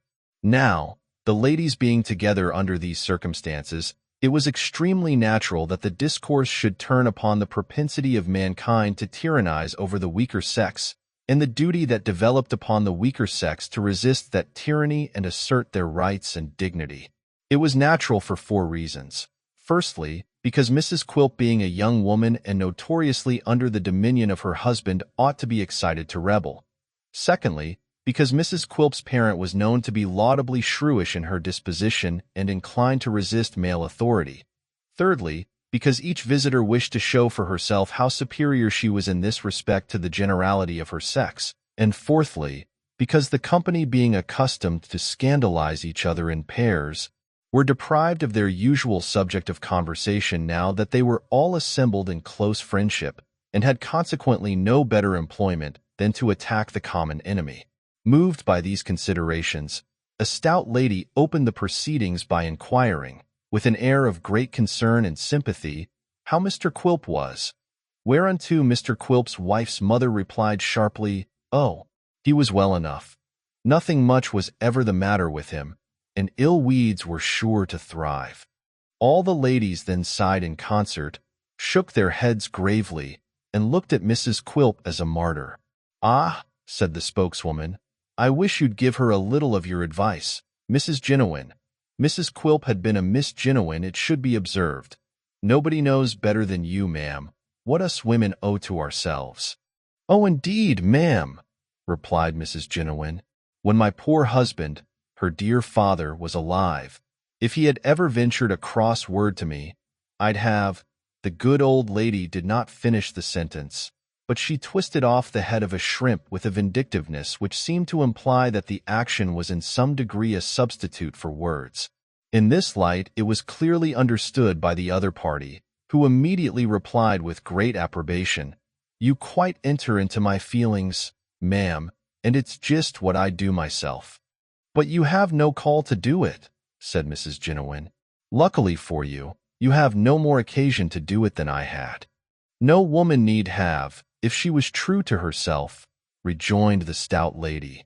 "Do you hear that, Betsy?" said Mrs. Genuine, in a warning voice. "How often have I said the same words to you, and almost gone down my knees when I spoke him?" Poor Mrs. Quilp, who had looked in a state of helplessness from one face of condolence to another, colored, smiled, and shook her head doubtfully. This was the signal for a general clamor, which beginning in a low murmur gradually swelled into a great noise in which everybody spoke at once, and all said that she being a young woman had no right to set up her opinions against the experiences of those who knew so much better, that it was very wrong of her not to take the advice of people who had nothing at heart but her good, that it was next door to being downright ungrateful to conduct herself in that manner, that if she had no respect for herself she ought to have some for other women, all of whom she compromised by her meekness, and that if she had no respect for other women, the time would come when other women would have no respect for her, and she would be very sorry for that, they could tell her. Having dealt out these admonitions, the ladies fell to a more powerful assault than they had yet made upon the mixed tea, new bread, fresh butter, shrimps, and watercresses, and said that their vexation was so great to see her going on like that they could hardly bring themselves to eat a single morsel. "It's all very fine to talk," said Mrs. Quilp with much simplicity, "but I know that if I was to die tomorrow, Quilp could marry anybody he pleased. Now that he could, I know." There was quite a scream of indignation at this idea. Marry whom he pleased. They would like to see him dare to think of marrying any of them. They would like to see the faintest approach to such a thing. One lady, a widow, was quite certain she should stab him if he hinted at it. "Very well," said Mrs. Quilp, nodding her head. "As I said just now, it's very easy to talk, but I say again that I know, that I'm sure. Quilp has such a way with him when he likes, that the best-looking woman here couldn't refuse him if I was dead, and she was free, and he chose to make love to her. Come." Everybody bridled up at this remark, as much as to say, "I know you mean me. Let him try, that's all." And yet for some hidden reason they were all angry with the widow, and each lady whispered in her neighbor's ear that it was very plain that said widow thought herself the person referred to, and what a puss she was. "Mother knows," said Mrs. Quilp, "that what I say is quite correct, for she often said so before we were married." "Didn't you say so, Mother?" This inquiry involved the respected lady in rather a delicate position, for she certainly had been an active party in making her daughter Mrs. Quilp, and, besides, it was not supporting the family credit to encourage the idea that she had married a man whom nobody else would have. On the other hand, to exaggerate the captivating qualities of her son-in-law would be to weaken the cause of revolt, in which all her energies were deeply engaged. Beset by these opposing considerations, Mrs. Jiniwin admitted the powers of insinuation, but denied the right to govern, and with a timely compliment to the stout lady brought back the discussion to the point from which it had strayed. "Oh, it's a sensible and proper thing indeed, what Mrs. George has said," exclaimed the old lady. "If women are only true to themselves. But Betsy isn't, and more's the shame and pity." "Before I'd let a man order me about as Quilp orders her," said Mrs. George, "before I'd consent to stand in awe of a man as she does of him, I'd kill myself and write a letter first to say he did it." This remark being loudly commended and approved of, another lady, from the Minories, put in her word. "Mr. Quilp may be a very nice man," said this lady, "and I suppose there's no doubt he is, because Mrs. Quilp says he is, and Mrs. Jiniwin says he is, and they ought to know, or nobody does. But still he is not quite what one calls a handsome man, nor quite a young man neither, which might be a little excuse for him if anything could be. Whereas his wife is young, and is good-looking, and is a woman, which is the greatest thing after all." This last clause, being delivered with extraordinary pathos, elicited a corresponding murmur from the hearers, stimulated by which the lady went on to remark that if such a husband was cross and unreasonable with such a wife, then— "If he is," interposed the mother, putting down her teacup and brushing the crumbs out of her lap, preparatory to making a solemn declaration, "if he is the greatest tyrant that ever lived. She daren't call her soul her own. He makes her tremble with a word and even with a look. He frightens her to death, and she hasn't the spirit to give him a word back. No, not a single word." Notwithstanding that the fact had been notorious beforehand to all the tea-drinkers, and had been discussed and expatiated on at every tea-drinking in the neighborhood for the last 12 months, this official communication was no sooner made than they all began to talk at once, and to vie with each other in vehemence and volubility. Mrs. George remarked that people would talk, that people had often said this to her before, that Mrs. Simmons then and there present had told her so 20 times, that she had always said, "No, Henrietta Simmons, unless I see it with my own eyes and hear it with my own ears, I never will believe it." Mrs. Simmons corroborated this testimony and added strong evidence of her own. The lady from the Minories recounted a successful course of treatment under which she had placed her own husband, who, from manifesting 1 month after marriage unequivocal symptoms of the tiger, had by this means become subdued into a perfect lamb. Another lady recounted her own personal struggle and final triumph, in the course whereof she had found it necessary to call in her mother and 2 aunts, and to weep incessantly night and day for 6 weeks. A third, who in the general confusion could secure no other listener, fastened herself upon a young woman still unmarried who happened to be amongst them, and conjured her, as she valued her own peace of mind and happiness, to profit by this solemn occasion, to take example from the weakness of Mrs. Quilp, and from that time forth to direct her whole thoughts to taming and subduing the rebellious spirit of man. The noise was at its height, and half the company had elevated their voices into a perfect shriek in order to drown the voices of the other half, when Mrs. Jiniwin was seen to change color and shake her forefinger stealthily, as if exhorting them to silence. Then, and not until then, Daniel Quilp himself, the cause and occasion of all this clamor, was observed to be in the room, looking on and listening with profound attention. "Go on, ladies, go on," said Daniel. "Mrs. Quilp, pray ask the ladies to stop to supper, and have a couple of lobsters and something light and palatable." I didn't ask them to tea, Quilp," stammered his wife. "It's quite an accident." "So much the better, Mrs. Quilp. These accidental parties are always the pleasantest," said the dwarf, rubbing his hands so hard that he seemed to be engaged in manufacturing, of the dirt with which they were encrusted, little charges for pop guns. "What? Not going, ladies? You are not going, surely?" His fair enemies tossed their heads slightly as they sought their respective bonnets and shawls, but left all verbal contention to Mrs. Jiniwin, who, finding herself in the position of champion, made a faint struggle to sustain the character. "And why not stop to supper, Quilp?" said the old lady. "If my daughter had a mind?" "To be sure," rejoined Daniel. "Why not? There's nothing dishonest or wrong in a supper, I hope?" said Mrs. Jiniwin. "Surely not," returned the dwarf. "Why should there be? Nor anything unwholesome either, unless there's lobster salad or prawns, which I'm told are not good for digestion." "And you wouldn't like your wife to be attacked with that, or anything else that would make her uneasy, would you?" said Mrs. Jiniwin. "Not for a score of worlds," replied the dwarf with a grin. "Not even to have a score of mothers-in-law at the same time. And what a blessing that would be!" "My daughter's your wife, Mr. Quilp, certainly," said the old lady with a giggle, meant for satirical and to imply that he needed to be reminded of the fact. "Your wedded wife." "So she is, certainly. So she is," observed the dwarf. "And she has a right to do as she likes, I hope, Quilp," said the old lady, trembling, partly with anger and partly with a secret fear of her impish son-in-law. "Hope she has," he replied. "Oh, don't you know she has? Don't you know she has, Mrs. Jiniwin? I know she ought to have, Quilp, and would have, if she was of my way of thinking."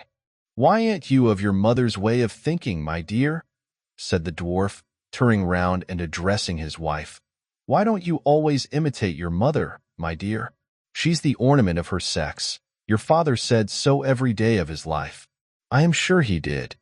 "Her father was a blessed creature, Quilp, and worthy 20,000 of some people," said Mrs. Jiniwin. 20,000,000,000. "I should like to have known him," remarked the dwarf.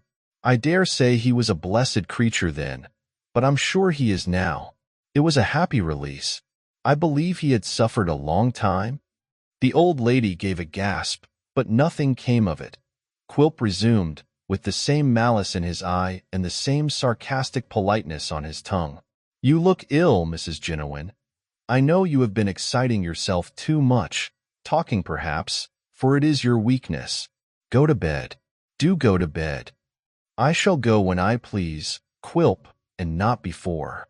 "But please to do now. Do please to go now," said the dwarf. The old woman looked angrily at him, but retreated as he advanced, and falling back before him, suffered him to shut the door upon her and bolt her out among the guests, who were by this time crowding downstairs. Being left alone with his wife, who sat trembling in a corner with her eyes fixed upon the ground, the little man planted himself before her, and folding his arms looked steadily at her for a long time without speaking. "Mrs. Quilp," he said at last. "Yes, Quilp," she replied meekly. Instead of pursuing the theme he had in his mind, Quilp folded his arms again, and looked at her more sternly than before, while she averted her eyes and kept them on the ground. "Mrs. Quilp. Yes, Quilp. If ever you listen to these beldams again, I'll bite you." With this laconic threat, which he accompanied with a snarl that gave him the appearance of being particularly in earnest, Mr. Quilp bade her clear the tea-board away, and bring the rum. The spirit being set before him in a huge case bottle, which had originally come out of some ship's locker, he settled himself in an armchair with his large head and face squeezed up against the back, and his little legs planted on the table. "Now, Mrs. Quilp," he said, "I feel in a smoking humor, and shall probably blaze away all night. But sit where you are, if you please, in case I want you." His wife returned no other reply than the necessary "Yes, Quilp," and the small lord of the creation took his first cigar and mixed his first glass of grog. The sun went down and the stars peeped out. The tower turned from its own proper colors to gray and from gray to black. The room became perfectly dark and the end of the cigar a deep fiery red. But still Mr. Quilp went on smoking and drinking in the same position, and staring listlessly out of window with the dog-like smile always on his face, save when Mrs. Quilp made some involuntary movement of restlessness or fatigue. And then it expanded into a grin of delight. Chapter 5.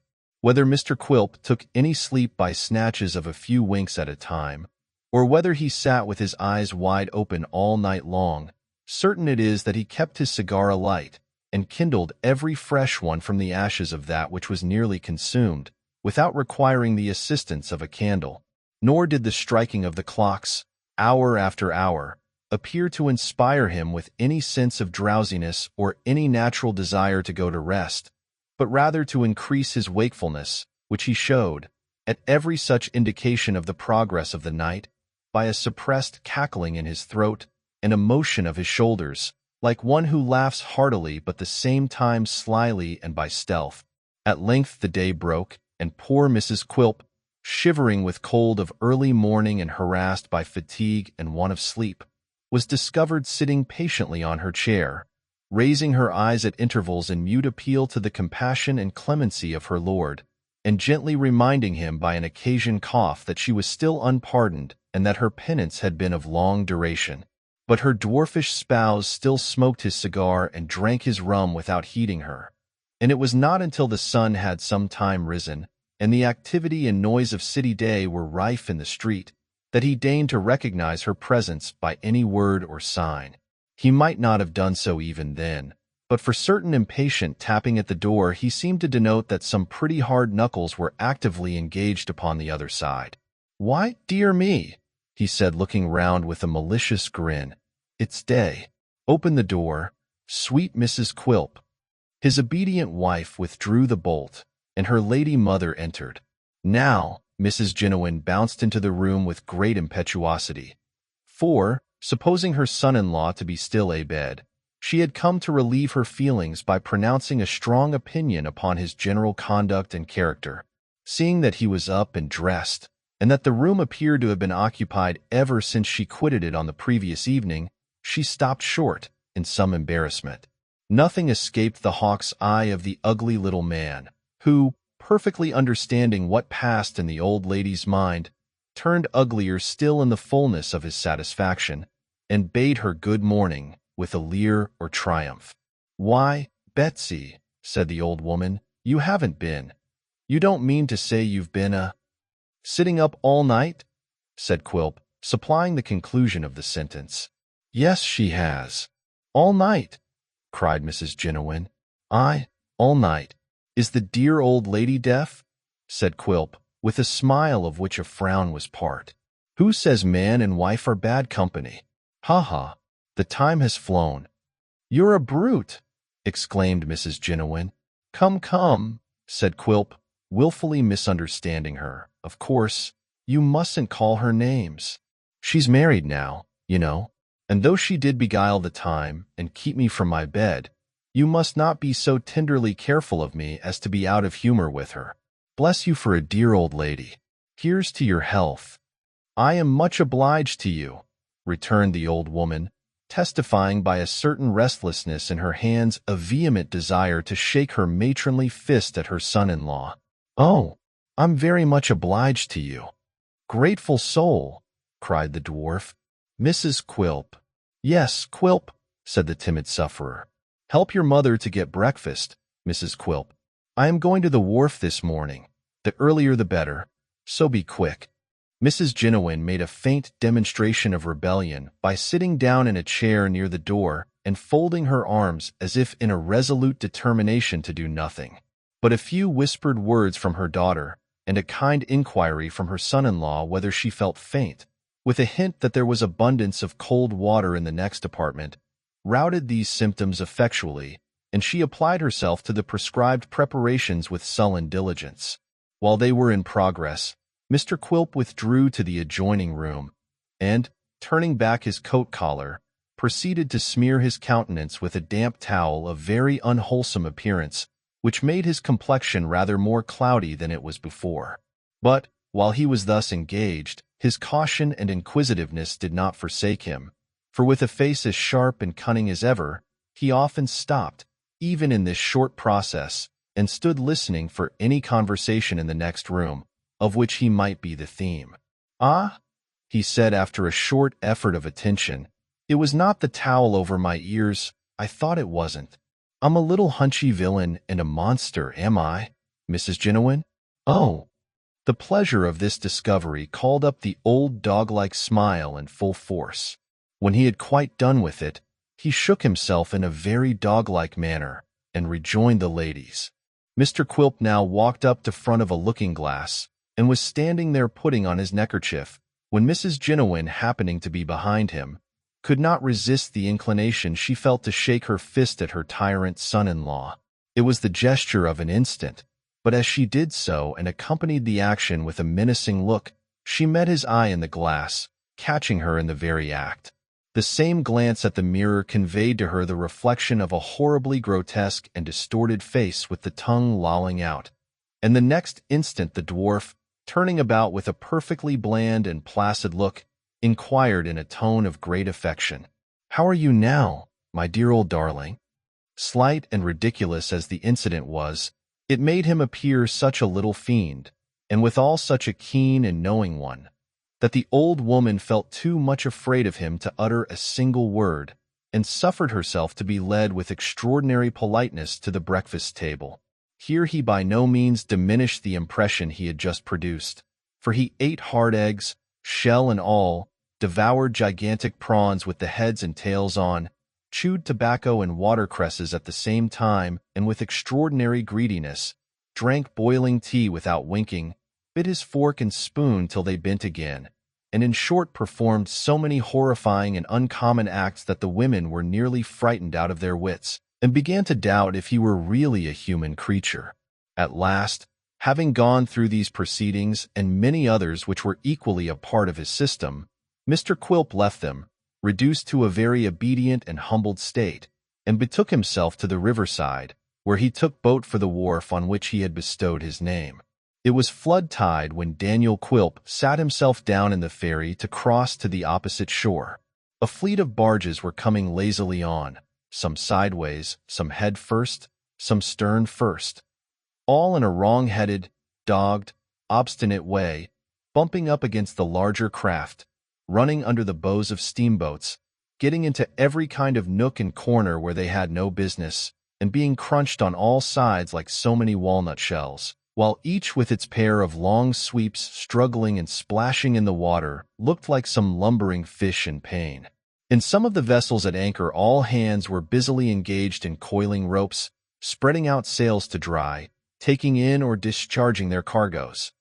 In others no life was visible but 2 or 3 tarry boys, and perhaps a barking dog running to and fro upon the deck or scrambling up to look over the side and bark the louder for the view. Coming slowly on through the forests of masts was a great steamship, beating the water in short impatient strokes with her heavy paddles as though she wanted room to breathe, and advancing in her huge bulk like a sea monster among the minnows of the Thames. On either hand were long black tiers of colliers, between them vessels slowly working out of harbor with sails glistening in the sun, and creaking noise on board, re-echoed from 100 quarters. The water and all upon it was in active motion, dancing and buoyant and bubbling up, while the old gray tower and piles of building on the shore, with many a church spire shooting up between, looked coldly on, and seemed to disdain their chafing, restless neighbor. Daniel Quilp, who was not much affected by a bright morning save in so far as it spared him the trouble of carrying an umbrella, caused himself to be put ashore hard by the wharf, and proceeded thither through a narrow lane which, partaking of the amphibious character of its frequenters, had as much water as mud in its composition, and a very liberal supply of both. Arrived at his destination, the first object that presented itself to his view was a pair of very imperfectly shod feet elevated in the air with the soles upwards, which remarkable appearance was referable to the boy, who, being of an eccentric spirit and having a natural taste for tumbling, was now standing on his head and contemplating the aspect of the river under these uncommon circumstances. He was speedily brought on his heels by the sound of his master's voice, and as soon as his head was in its right position, Mr. Quilp, to speak expressively in the absence of a better verb, punched it for him. "Come, you let me alone," said the boy, parrying Quilp's hand with both his elbows alternatively. "You'll get something you won't like if you don't, and so I tell you." "You dog," snarled Quilp, "I'll beat you with an iron rod. I'll scratch you with a rusty nail. I'll pinch your eyes. If you talk to me, I will." With these threats he clenched his hand again, and dexterously diving in between the elbows and catching the boy's head as it dodged from side to side, gave it 3 or 4 good hard knocks. Having now carried his point and insisted on it, he left off. "You won't do it again," said the boy, nodding his head and drawing back, with the elbows ready in case of the worst. "Now? Stand still, you dog," said Quilp. "I won't do it again, because I've done it as often as I want. Here, take the key. Why don't you hit one of your size?" said the boy, approaching very slowly. "Where is there one of my size, you dog?" returned Quilp. "Take the key, or I'll brain you with it." Indeed, he gave him a smart tap with the handle as he spoke. "Now, open the counting-house." The boy sulkily complied, muttering at first, but desisting when he looked round and saw that Quilp was following him with a steady look. And here it may be remarked that between this boy and the dwarf there existed a strange kind of mutual liking. How born or bred and or nourished upon blows and threats on one side, and retorts and defiances on the other, is not to the purpose. Quilp would certainly suffer nobody to contract him but the boy, and the boy would assuredly not have submitted to be so knocked about by anybody but Quilp when he had the power to run away at any time he chose. "Now," said Quilp, passing into the wooden counting-house, "you mind the wharf. Stand upon your head again, and I'll cut one of your feet off." The boy made no answer, but directly Quilp had shut himself in, stood on his head before the door, then walked on his hands to the back and stood on his head there, and then to the opposite side and repeated the performance. There were indeed 4 sides to the counting-house, but he avoided that one where the window was, deeming it probable that Quilp would be looking out of it. This was prudent, for in point of fact, the dwarf, knowing his disposition, was lying in wait at a little distance from the sash armed with a large piece of wood, which, being rough and jagged and studded in many parts with broken nails, might possibly have hurt him. It was a dirty little box, this counting-house, with nothing in it but an old rickety desk and 2 stools, a hat-peg, an ancient almanac, an inkstand with no ink, and the stump of 1 pin, and an 8-day clock which hadn't gone for 18 years at least, and of which the minute hand had been twisted off for a toothpick. Daniel Quilp pulled his hat over his brows, climbed on to the desk, which had a flat top, and stretching his short length upon it went to sleep with ease of an old practitioner, intending, no doubt, to compensate himself for the deprivation of last night's rest by a long and sound nap. Sound it might have been, but long it was not, for he had not been asleep a quarter of an hour when the boy opened the door and thrust in his head, which was like a bundle of badly picked oakum. Quilp was a light sleeper, and started up directly.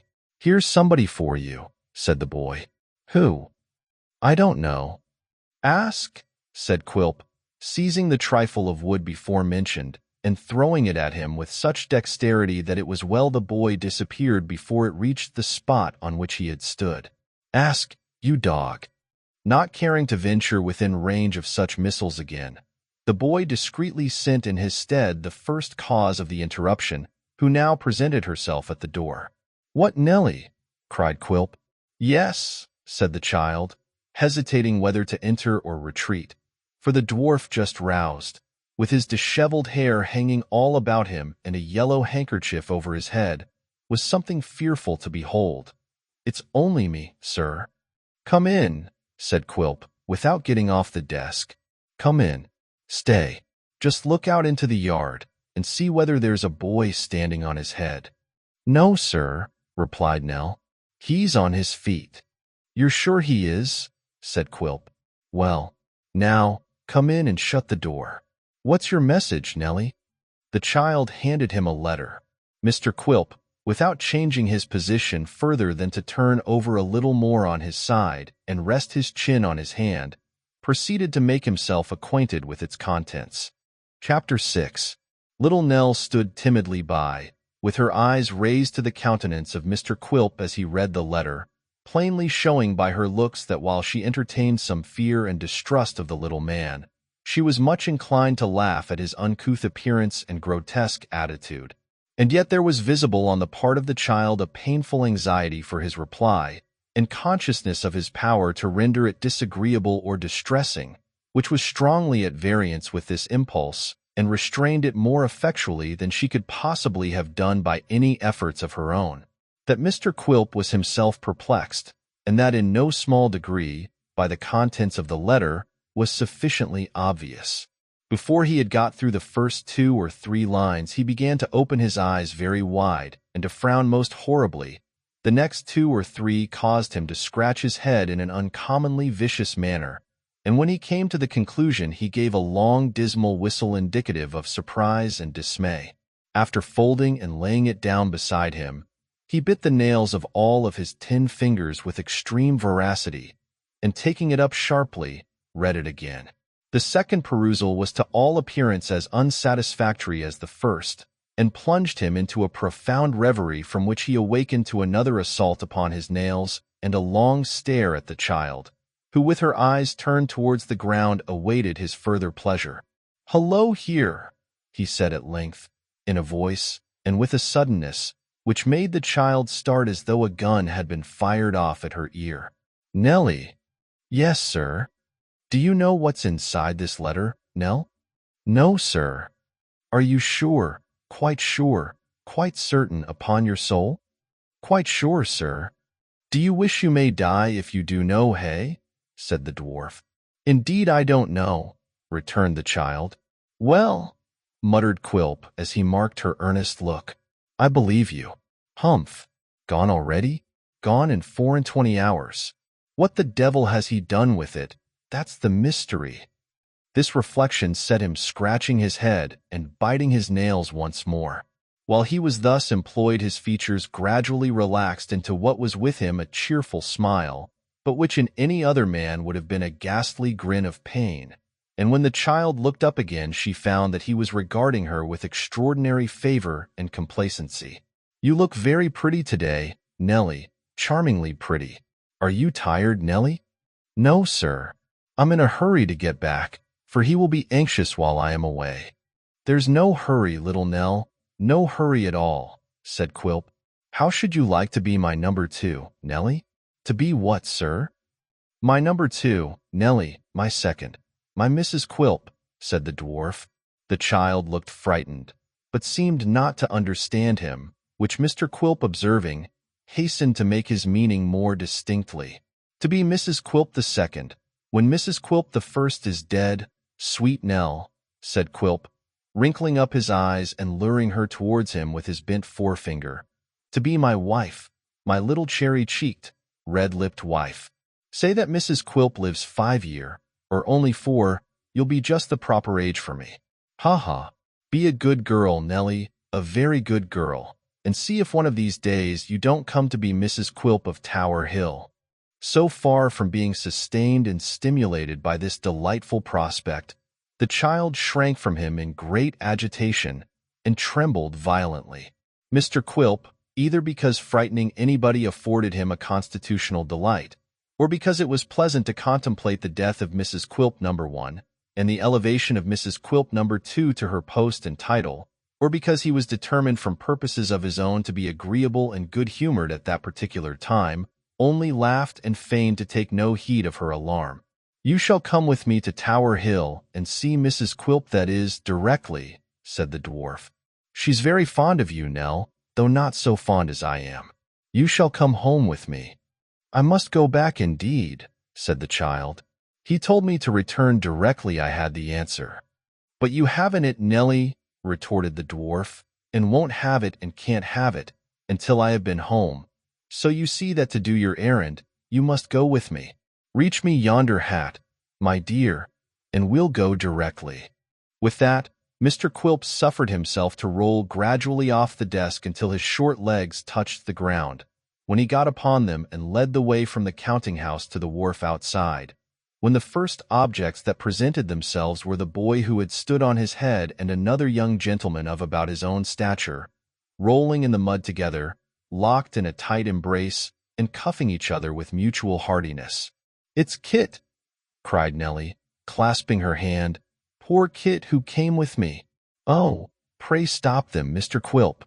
"I'll stop him," cried Quilp, diving into the little counting-house and returning with a thick stick. "I'll stop him. Now, my boys, fight away. I'll fight you both. I'll take both of you, both together, both together." With which defiances the dwarf flourished his cudgel, and dancing round the combatants and treading upon them and skipping over them, in a kind of frenzy, laid about him, now on one and now on the other, in a most desperate manner, always aiming at their heads and dealing such blows as none but the veriest little savage would have inflicted. This, being warmer work than they had calculated upon, speedily cooled the courage of the belligerents, who scrambled to their feet and called for quarter. "I'll beat you to a pulp, you dogs," said Quilp, vainly endeavoring to get near either of them for a parting blow. "I'll bruise you until you're copper-colored. I'll break your faces till you haven't a profile between you. I will." "Come, you drop that stick or it'll be worse for you," said his boy, dodging round him and watching an opportunity to rush in. "You drop that stick? Come a little nearer, and I'll drop it on your skull, you dog," said Quilp, with gleaming eyes. "A little nearer, nearer yet." But the boy declined the invitation until his master was apparently a little off his guard, when he darted in and, seizing the weapon, tried to wrest it from his grasp. Quilp, who was as strong as a lion, easily kept his hold until the boy was tugging at it with his utmost power, when he suddenly let it go and sent him reeling backwards, so that he fell violently upon his head. The success of this maneuver tickled Mr. Quilp beyond description, and he laughed and stamped upon the ground as at a most irresistible jest. "Never mind," said the boy, nodding his head and rubbing it at the same time. "You see, if ever I offer to strike anybody again because they say you're an uglier dwarf than can be seen anywheres for a penny, that's all." "Do you mean to say I'm not, you dog?" returned Quilp. "No," retorted the boy. "Then what do you fight on my wharf for, you villain?" said Quilp. "Because he said so," replied the boy, pointing to Kit, "not because you ain't." "Then why did he say," bawled Kit, "that Miss Nellie was ugly, and that she and my master was obliged to do whatever his master liked? Why did he say that?" "He said what he did because he's a fool, and you said what you did because you're very wise and clever, almost too clever to live, unless you're very careful of yourself, Kit," said Quilp, with great suavity in his manner, but still more of quiet malice about his eyes and mouth. "Here's sixpence for you, Kit. Always speak the truth. At all times, Kit, speak the truth. Lock the counting-house, you dog, and bring me the key." The other boy, to whom this order was addressed, did as he was told, and was rewarded for his partisanship in behalf of his master by a dexterous rap on the nose with the key, which brought the water into his eyes. Then Mr. Quilp departed with the child and Kit in a boat, and the boy revenged himself by dancing on his head at intervals on the extreme verge of the wharf during the whole time they crossed the river. There was only Mrs. Quilp at home, and she, little expecting the return of her lord, was just composing herself for a refreshing slumber when the sound of his footsteps roused her.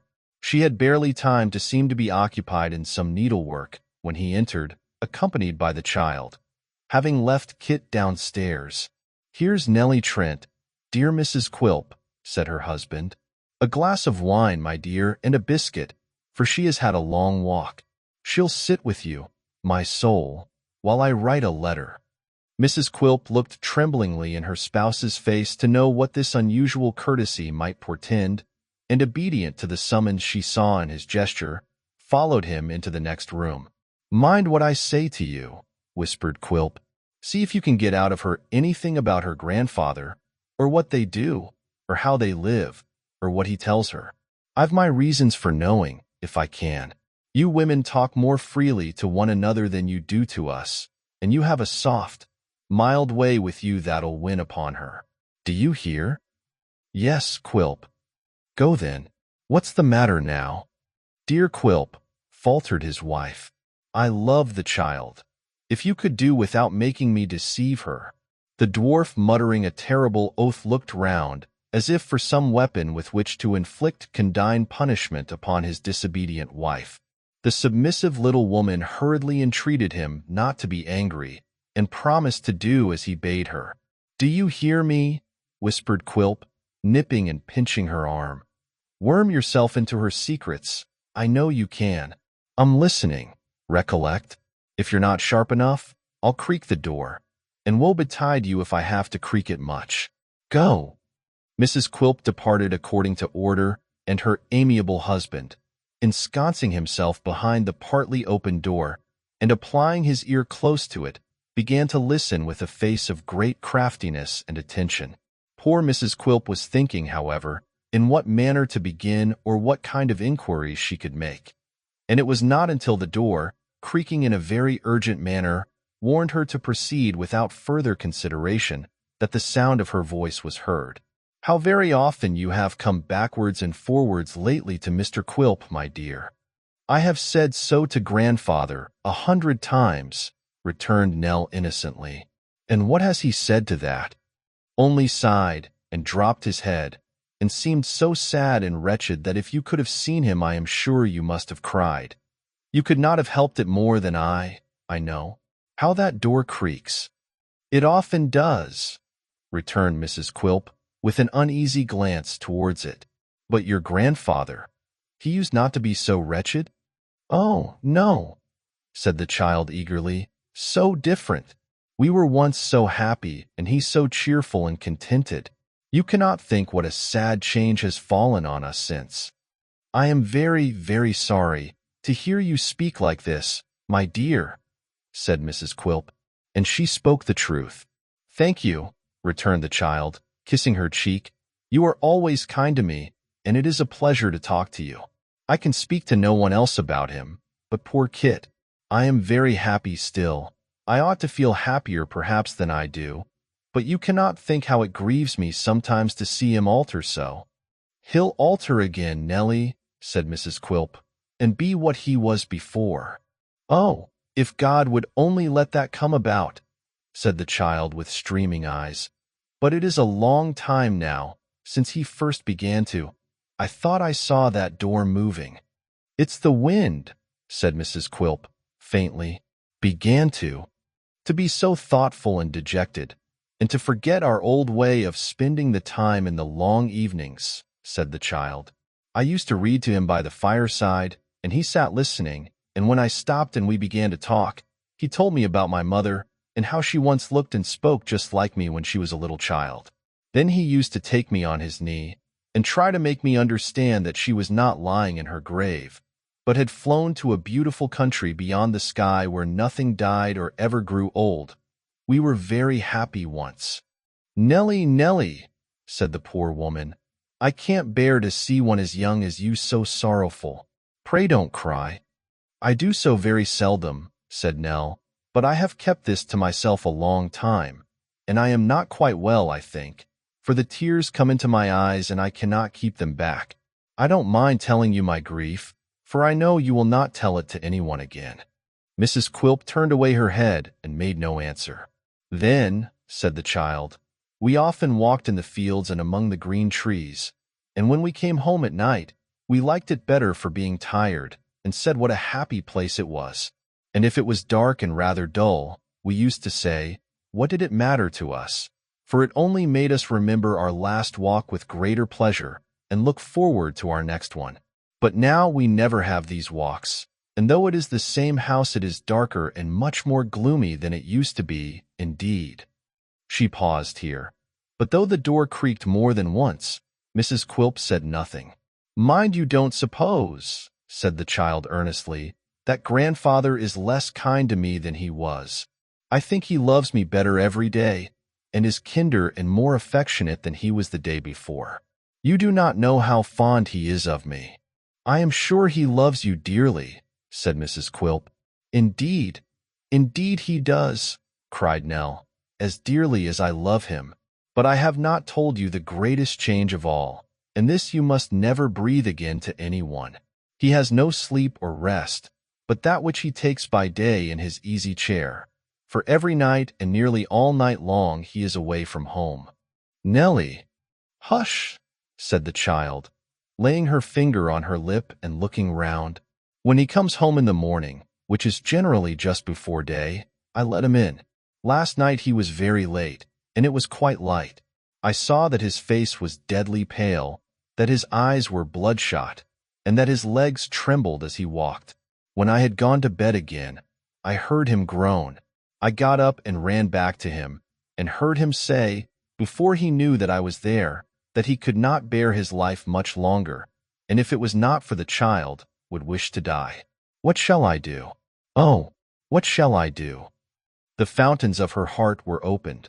The child, overpowered by the weight of her sorrows and anxieties, by the first confidence she had ever shown, and the sympathy with which her little tale had been received, hid her face in the arms of her helpless friend, and burst into a passion of tears. In a few minutes Mr. Quilp returned, and expressed the utmost surprise to find her in this condition, which he did very naturally and with admirable effect, for that kind of acting had been rendered familiar to him by long practice, and he was quite at home in it. She's tired, you see, Mrs. Quilp, said the dwarf, squinting in a hideous manner to imply that his wife was to follow his lead. It's a long way from her home to the wharf, and then she was alarmed to see a couple of young scoundrels fighting, and was timorous on the water besides. All this together has been too much for her. Poor Nell. Mr. Quilp unintentionally adopted the very best means he could have devised for the recovery of his young visitor by patting her on the head. Such an application from any other hand might not have produced a remarkable effect, but the child shrank so quickly from his touch and felt such an instinctive desire to get out of his reach that she rose directly and declared herself ready to return. But you'd better wait and dine with Mrs. Quilp and me, said the dwarf. I have been away too long, sir, already, returned Nell, drying her eyes. Well, said Mr. Quilp, if you will go, you will, Nellie. Here's the note.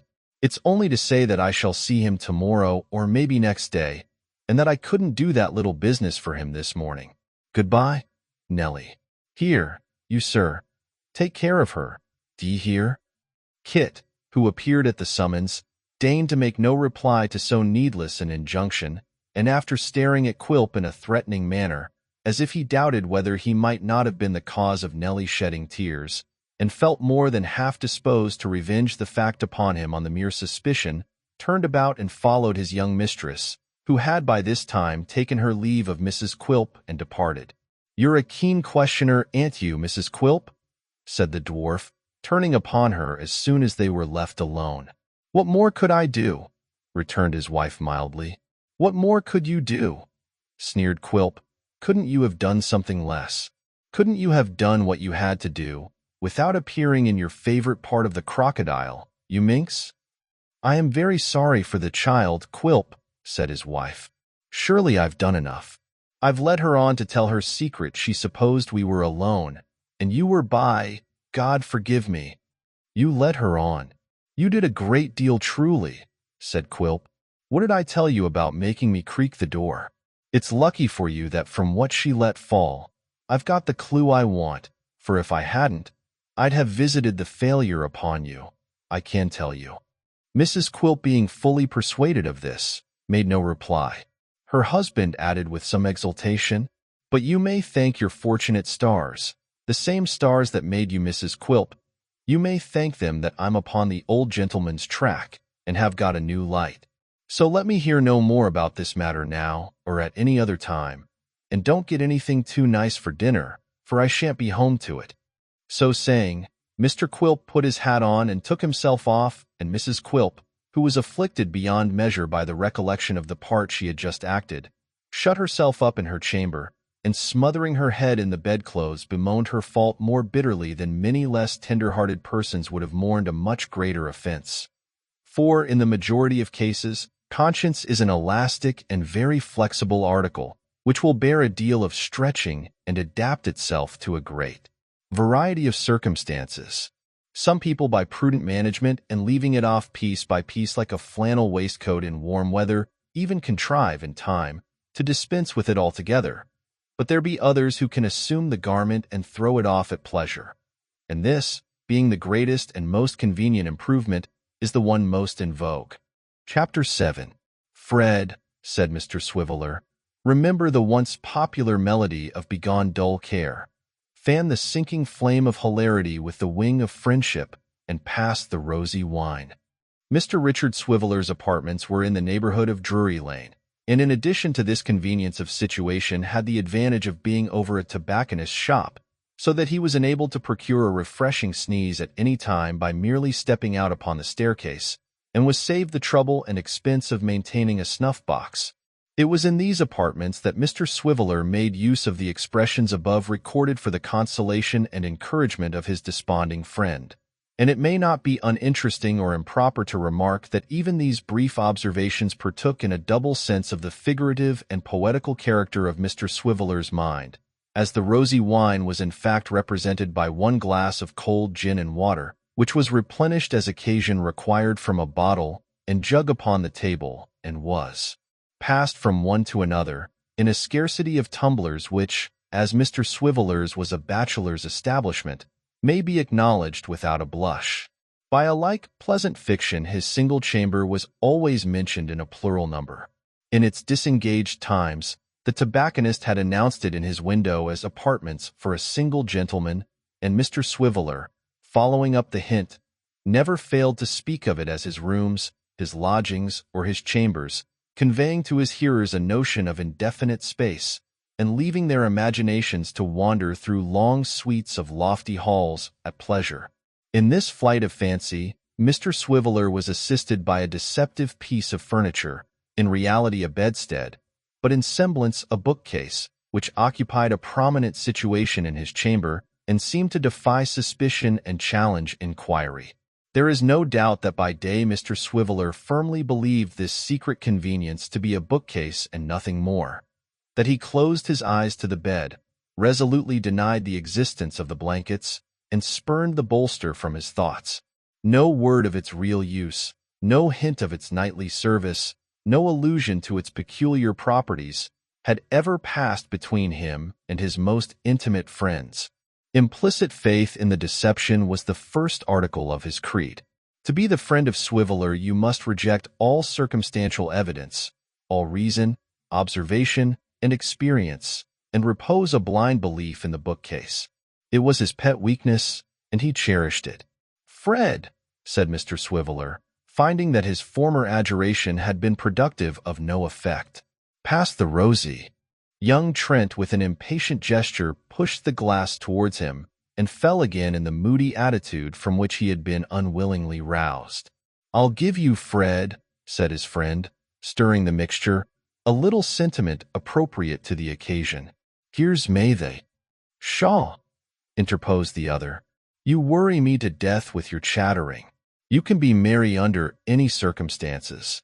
"Why, Mr. Trent," returned Dick, "there is a proverb which talks about being merry and wise. There are some people who can be merry and can't be wise, and some who can be wise, or think they can, and can't be merry. I'm one of the first sort. If the proverb's a good un, I suppose it's better to keep to half of it than none. At all events, I'd rather be merry and not wise than like you, neither one nor t'other." Bah, muttered his friend, peevishly. With all my heart, said Mr. Swiveller. In the polite circles I believe this sort of thing isn't usually said to a gentleman in his own apartments, but never mind that. Make yourself at home, adding to this retort an observation to the effect that his friend appeared to be rather cranky in point of temper. Richard Swiveller finished the rosy and applied himself to the composition of another glassful, in which, after tasting it with great relish, he proposed a toast to an imaginary company. Gentlemen, I'll give you, if you please, success to the ancient family of the Swivellers, and good luck to Mr. Richard in particular. Mr. Richard, gentlemen, said Dick with great emphasis, who spends all his money on his friends and his body for his pains. Here, here. Dick, said the other, returning to his seat after having paced the room twice or thrice, will you talk seriously for 2 minutes, if I show you a way to make your fortune with very little trouble? You've shown me so many, returned Dick, and nothing has come of any one of them but empty pockets. You'll tell a different story of this one, before a very long time is over, said his companion, drawing his chair to the table. You saw my sister Nell? What about her? Returned Dick. She has a pretty face, has she not? Why, certainly, replied Dick. I must say for her that there's not any very strong family likeness between her and you. Has she a pretty face? Repeated his friend impatiently. Yes, said Dick. She has a pretty face, a very pretty face. What of that? I'll tell you, returned his friend. It's very plain that the old man and I will remain at daggers drawn to the end of our lives, and that I have nothing to expect from him.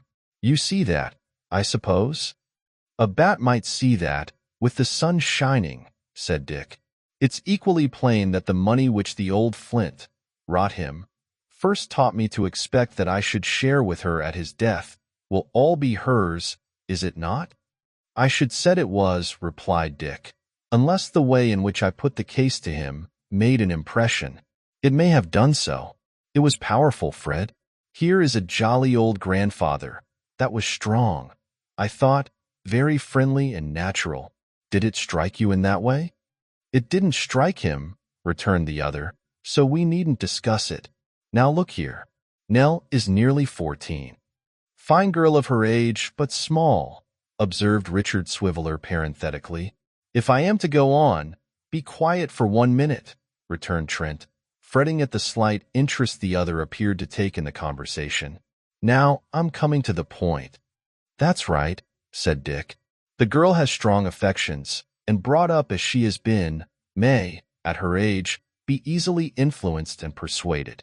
If I take her in hand, I will be bound by a very little coaxing and threatening to bend her to my will. Not to beat about the bush, for the advantages of the scheme would take a week to tell. What's to prevent your marrying her? Richard Swiveller, who had been looking over the rim of the tumbler while his companion addressed the foregoing remarks to him with great energy and earnestness of manner, no sooner heard these words than he evinced the utmost consternation, and with difficulty ejaculated the monosyllable. What? I say, what's to prevent?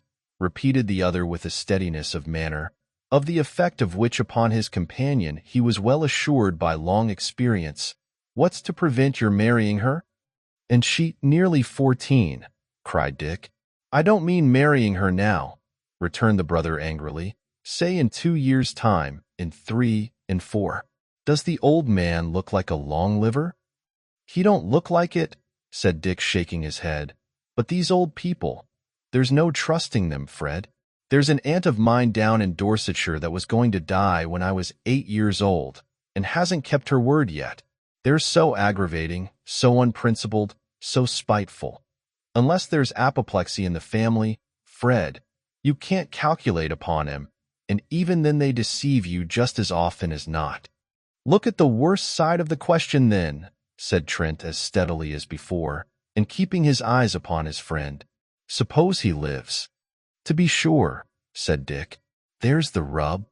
I say, resumed his friend, suppose he lives and I persuade it. Or if the word sounds more feasible, force Nell to a secret marriage with you. What do you think would come of that? A family and an annual income of nothing, to keep him on, said Richard Swiveller after some reflection. I tell you, returned the other with an increased earnestness, which, whether it were real or assumed, had the same effect on his companion, that he lives for her, that his whole energies and thoughts are bound up in her, that he would no more disinherit her for an act of disobedience than he would take me into his favor again for any act of obedience or virtue that I could possibly be guilty of. He could not do it. You or any other man with eyes in his head may see that, if he chooses. It seems improbable, certainly, said Dick, musing. It seems improbable because it is improbable, his friend returned. If you would furnish him with an additional inducement to forgive you, let there be an irreconcilable breach, a most deadly quarrel, between you and me. Let there be a pretense of such a thing, I mean, of course, and he'll do fast enough. As to Nell, constant dropping will wear away a stone. You know you may trust to me as far as she is concerned. So, whether he lives or dies, what does it come to?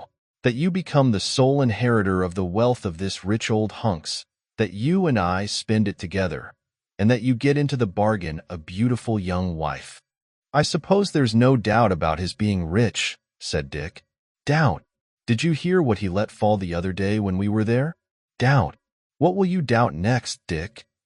It would be tedious to pursue the conversation through all its artful windings, or to develop the gradual approaches by which the heart of Richard Swiveller was gained.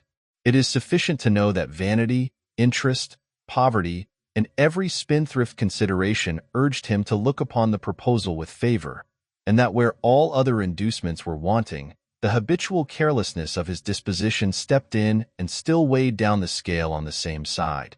To these impulses must be added the complete ascendancy which his friend had long been accustomed to exercise over him, an ascendancy exerted in the beginning sorely at the expense of his friend's vices, and was in 9 cases out of 10 looked upon as his designing tempter when he was indeed nothing but his thoughtless, light-headed tool. The motives on the other side were something deeper than any which Richard Swiveller entertained or understood, but these being left to their own development, require no present elucidation. The negotiation was concluded very pleasantly, and Mr. Swiveller was in the act of stating in flowery terms that he had no insurmountable objection to marrying anybody plentifully endowed with money or movables, who could be induced to take him, when he was interrupted in his observations by a knock at the door, and the consequent necessity of crying, "Come in." The door was opened, but nothing came in except a soapy arm and a strong gush of tobacco. The gush of tobacco came from the shop downstairs, and the soapy arm proceeded from the body of a servant girl, who being then and there engaged in cleaning the stairs had just drawn it out of a warm pail to take in a letter, which letter she now held in her hand, proclaiming aloud with that quick perception of surnames peculiar to her class that it was for Mr. Snivelling. Dick looked rather pale and foolish when he glanced at the direction, and still more so when he came to look at the inside, observing that it was one of the inconveniences of being a ladies' man, and that it was very easy to talk as they had been talking, but he had quite forgotten her. Her? Who? Demanded Trent. Sophie Wackles, said Dick. Who's she? She's all my fancy painted her, sir, that's what she is, said Mr. Swiveller, taking a long pull at the rosy and looking gravely at his friend. She's lovely, she's divine. You know her. I remember, said his companion carelessly. What of her? Why, sir, returned Dick, between Miss Sophia Wackles and the humble individual who has now the honor to address you, warm and tender sentiments have been engendered, sentiments of the most honorable and inspiring kind. The goddess Diana, sir, that calls aloud for the chase, is not more particular in her behavior than Sophia Wackles. I can tell you that. Am I to believe there's anything real in what you say? Demanded his friend. You don't mean to say that any love-making has been going on? Love-making, yes. Promising, no, said Dick. There can be no action for breach, that's one comfort. I've never committed myself in writing, Fred. And what's in the letter, pray? A reminder, Fred, for tonight. A small party of 20, making 200 light fantastic toes in all, supposing every lady and gentleman to have the proper complement. I must go, if it's only to begin breaking off the affair. I'll do it, don't you be afraid. I should like to know whether she left this herself. If she did, unconscious of any bar to her happiness, it's affecting Fred. To solve this question, Mr. Swiveller summoned the handmaid and ascertained that Miss Sophie Wackles had indeed left the letter with her own hands, and that she had come accompanied, for decorum's sake no doubt, by a younger Miss Wackles, and that on learning that Mr. Swiveller was at home and being requested to walk upstairs, she was extremely shocked and professed that she would rather die. Mr. Swiveller heard this account with a degree of admiration not altogether consistent with the project in which he had just concurred, but his friend attached very little importance to his behavior in this respect, probably because he knew that he had influence sufficient to control Richard Swiveller's proceedings in this or any other matter, whenever he deemed it necessary, for the advancement of his own purposes, to exert it. Chapter 8. Business disposed of, Mr. Swiveller was inwardly reminded of its being nigh dinner time, and to the intent that his health might not be endangered by longer abstinence, dispatched a message to the nearest eating-house requiring an immediate supply of boiled beef and greens for two. With this demand, however, the eating-house, having experience of its customer, declined to comply, churlishly sending back for answer that if Mr. Swiveller stood in need of beef, perhaps he would be so obliging as to come there and eat it, bringing with him, as grace before meat, the amount of a certain small account which had long been outstanding.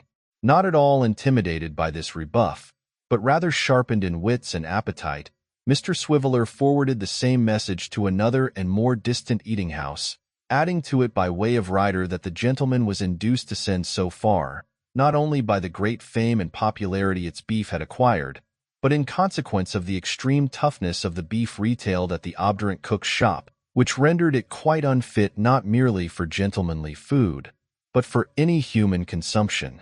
The good effect of this politic course was demonstrated by the speedy arrival of a small pewter pyramid, curiously constructed of platters and covers, whereof the boiled beef plates formed the base, and a foaming quart-pot the apex.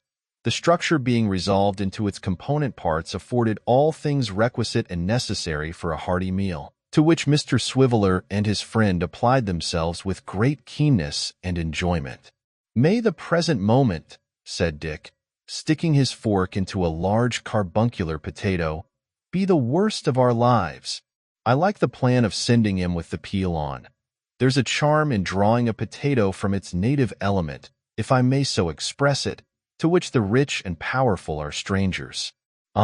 Man wants but little here below, nor wants that little long."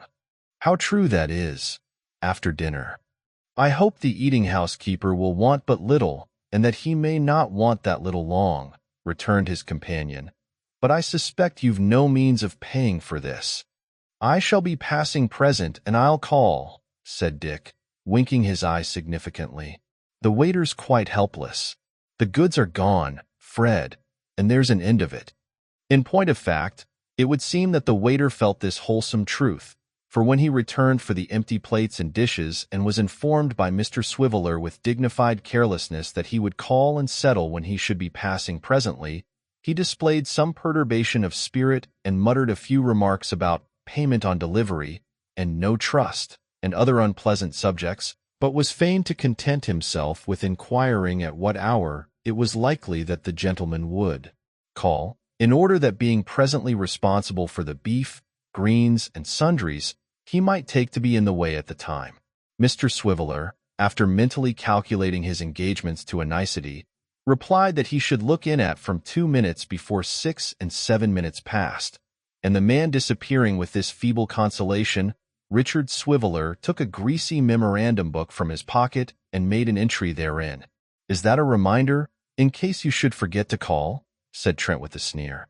"Not exactly, Fred," replied the imperturbable Richard, continuing to write with a businesslike air. "I enter in this little book the names of the streets that I can't go down while the shops are open. This dinner today closes Long Acre. I bought a pair of boots in Great Queen Street last week, and made that no thoroughfare too. There's only one avenue to the Strand left open now, and I shall have to stop up that tonight with a pair of gloves. The roads are closing so fast in every direction that in a month's time, unless my aunt sends me a remittance, I shall have to go 3 or 4 miles out of town to get over the way." "There's no fear of failing in the end?" said Trent. "Why, I hope not," returned Mr. Swiveller.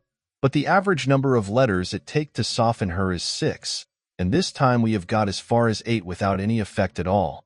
I'll write another tomorrow morning. I mean to blot it a good deal and shake some water over it out of the pepper castor to make it look penitent.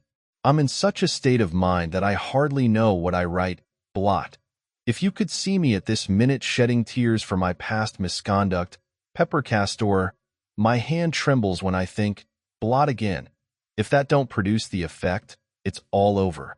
By this time, Mr. Swiveller had finished his entry, and he now replaced his pencil in its little sheath and closed the book, in a perfectly grave and serious frame of mind.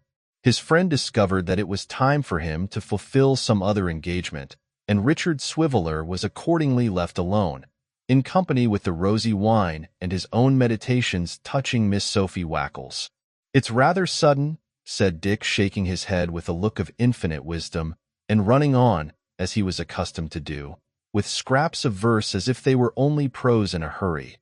"When the heart of a man is depressed with fears, the mist is dispelled when Miss Wackles appears. She's a very nice girl.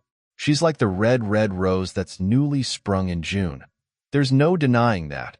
She's also like a melody that's sweetly played in tune. It's really very sudden. Not that there's any need, on account of Fred's little sister, to turn cool directly, but it's better not to go too far. If I begin to cool at all, I must begin at once. I see that. There's the chance of an action for breach. That's another. There's the chance of no, there's no chance of that, but it's as well to be on the safe side." This undeveloped was the possibility, which Richard Swiveller sought to conceal even from himself, of his not being proof against the charms of Miss Wackles, and in some unguarded moment, by linking his fortunes to hers forever, of putting it out of his own power to further their notable scheme to which he had so readily become a party. For all these reasons, he decided to pick a quarrel with Miss Wackles without delay, and casting about for a pretext determined in favor of groundless jealousy. Having made up his mind on this important point, he circulated the glass, from his right hand to left and back again, pretty freely, to enable him to act his part with the greater discretion, and then, after making some slight improvements in his toilet, bent his steps towards the spot hallowed by the fair object of his meditations. The spot was at Chelsea, for there Miss Sophia Wackles resided with her widowed mother and 2 sisters, in conjunction with whom she maintained a very small day school for young ladies of proportionate dimensions, a circumstance which was made known to the neighborhood by an oval board over the front first-floor windows, whereupon appeared in circumambient flourishes the words "Ladies' Seminary," and which was further published and proclaimed at intervals between the hours of 9:30 and 10 in the morning, by a straggling and solitary young lady of tender years, standing on the scraper on the tips of her toes and making futile attempts to reach the knocker with a spelling book. The several duties of instruction in this establishment were thus discharged: English grammar, composition, geography, and the use of the dumbbells by Miss Melissa Wackles; writing, arithmetic, dancing, music, and general fascination by Miss Sophia Wackles; the art of needlework, marking, and samplery by Miss Jane Wackles; corporal punishment, fasting, and other tortures and terrors by Mrs. Wackles. Miss Melissa Wackles was the eldest daughter, Miss Sophie the next, and Miss Jane the youngest. Miss Melissa might have seen 35 summers or thereabouts, and verged on the autumnal. Miss Sophie was a fresh, good-humored, buxom girl of 20, and Miss Jane numbered scarcely 16 years. Mrs. Wackles was an excellent, but rather venomous old lady of 60.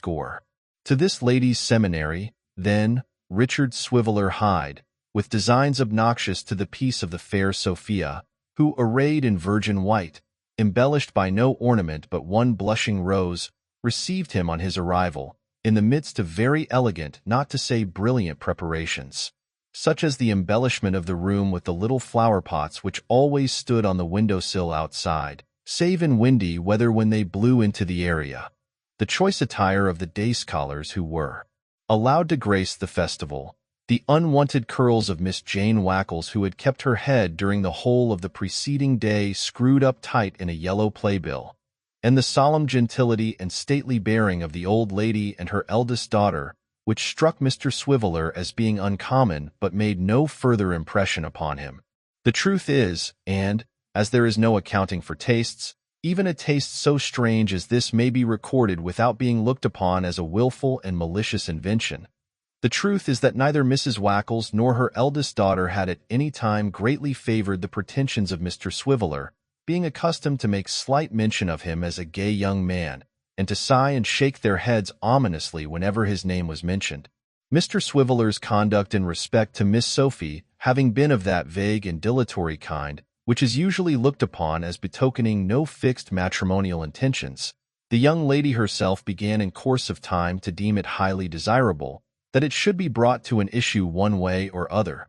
Hence she had at last consented to play off against Richard Swiveller, a stricken market gardener known to be ready with his offer on the smallest encouragement, and hence, as this occasion had been specially assigned for the purpose, that great anxiety on her part for Richard Swiveller's presence which had occasioned her to leave the note he has been seen to receive. "If he has any expectations at all, or any means of keeping a wife well," said Mrs. Wackles to her eldest daughter, "he'll state him to us now or never.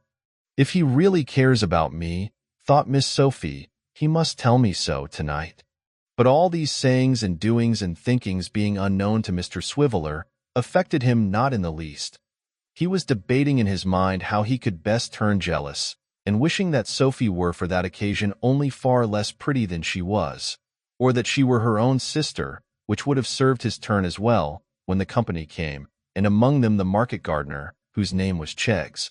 But Mr. Cheggs came not alone or unsupported, for he prudently brought along with him his sister, Miss Cheggs, who, making straight to Miss Sophie and taking her by both hands, and kissing her on both cheeks, hoped in an audible whisper that they had not come too early. "Too early, no," replied Miss Sophie.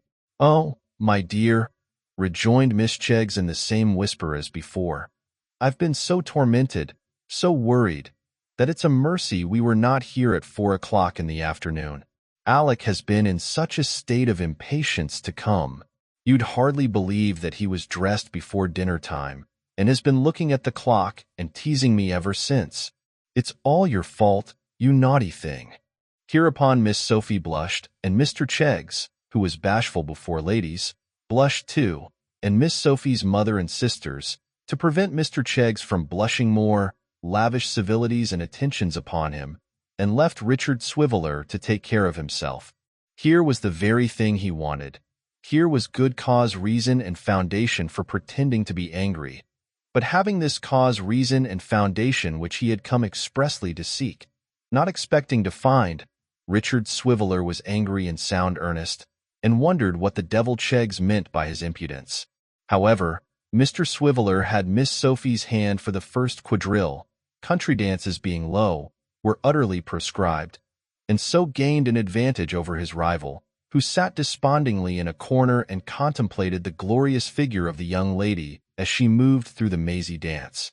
Nor was this the only start Mr. Swiveller had of the market gardener, for determining to show the family what quality of man they trifled with, and influenced perhaps by his late libations, he performed such feats of agility and such spins and twirls as filled the company with astonishment, and in particular caused a very long gentleman who was dancing with a very short scholar to stand quite transfixed by wonder and admiration. Even Mrs. Wackles forgot for the moment to snub 3 small young ladies who were inclined to be happy, and could not repress a rising thought that to have such a dancer as that in the family would be a pride indeed. At this momentous crisis, Miss Cheggs proved herself a vigorous and useful ally, for not confining herself to expressing by scornful smiles a contempt for Mr. Swiveller's accomplishments. She took every opportunity of whispering into Miss Sophie's ear expressions of condolence and sympathy on her being worried by such a ridiculous creature, declaring that she was frightened to death lest Alec should fall upon and beat him in the fullness of his wrath, and entreating Miss Sophie to observe how, The eyes of the said Alec gleamed with love and fury. Passions, it may be observed, which being too much for his eyes rushed into his nose also, and suffused it with a crimson glow. "You must dance with Miss Cheggs," said Miss Sophie to Dick Swiveller, after she had herself danced twice with Mr. Cheggs and made great show of encouraging his advances.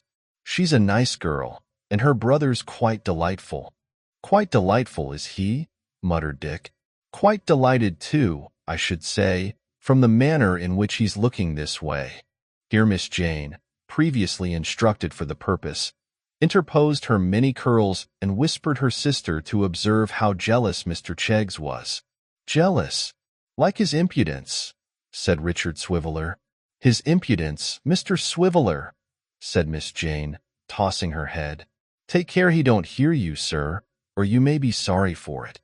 "Oh, pray, Jane," said Miss Sophie. "Nonsense," replied her sister.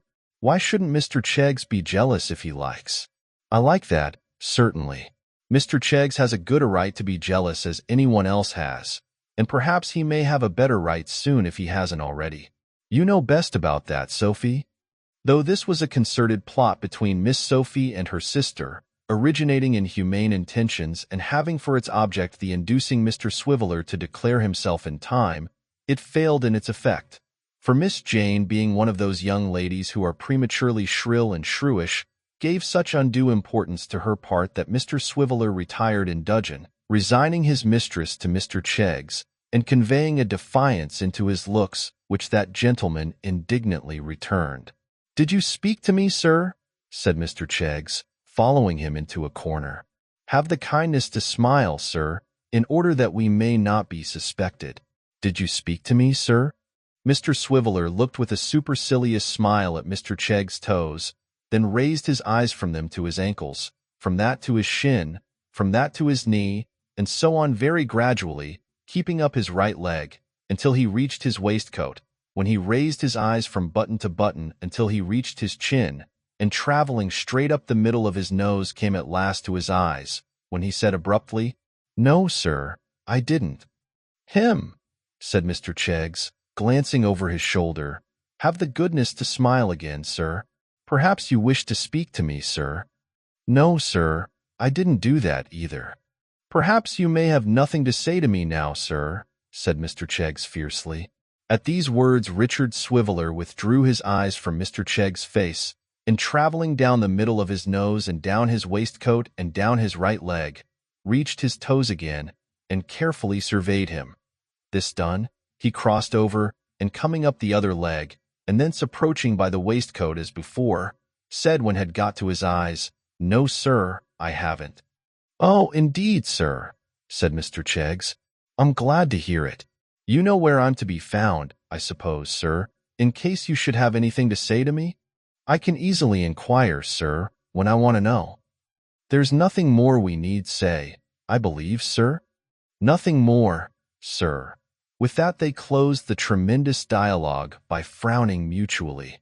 Mr. Cheggs hastened to tender his hand to Miss Sophie, and Mr. Swiveller sat himself down in a corner in a very moody state.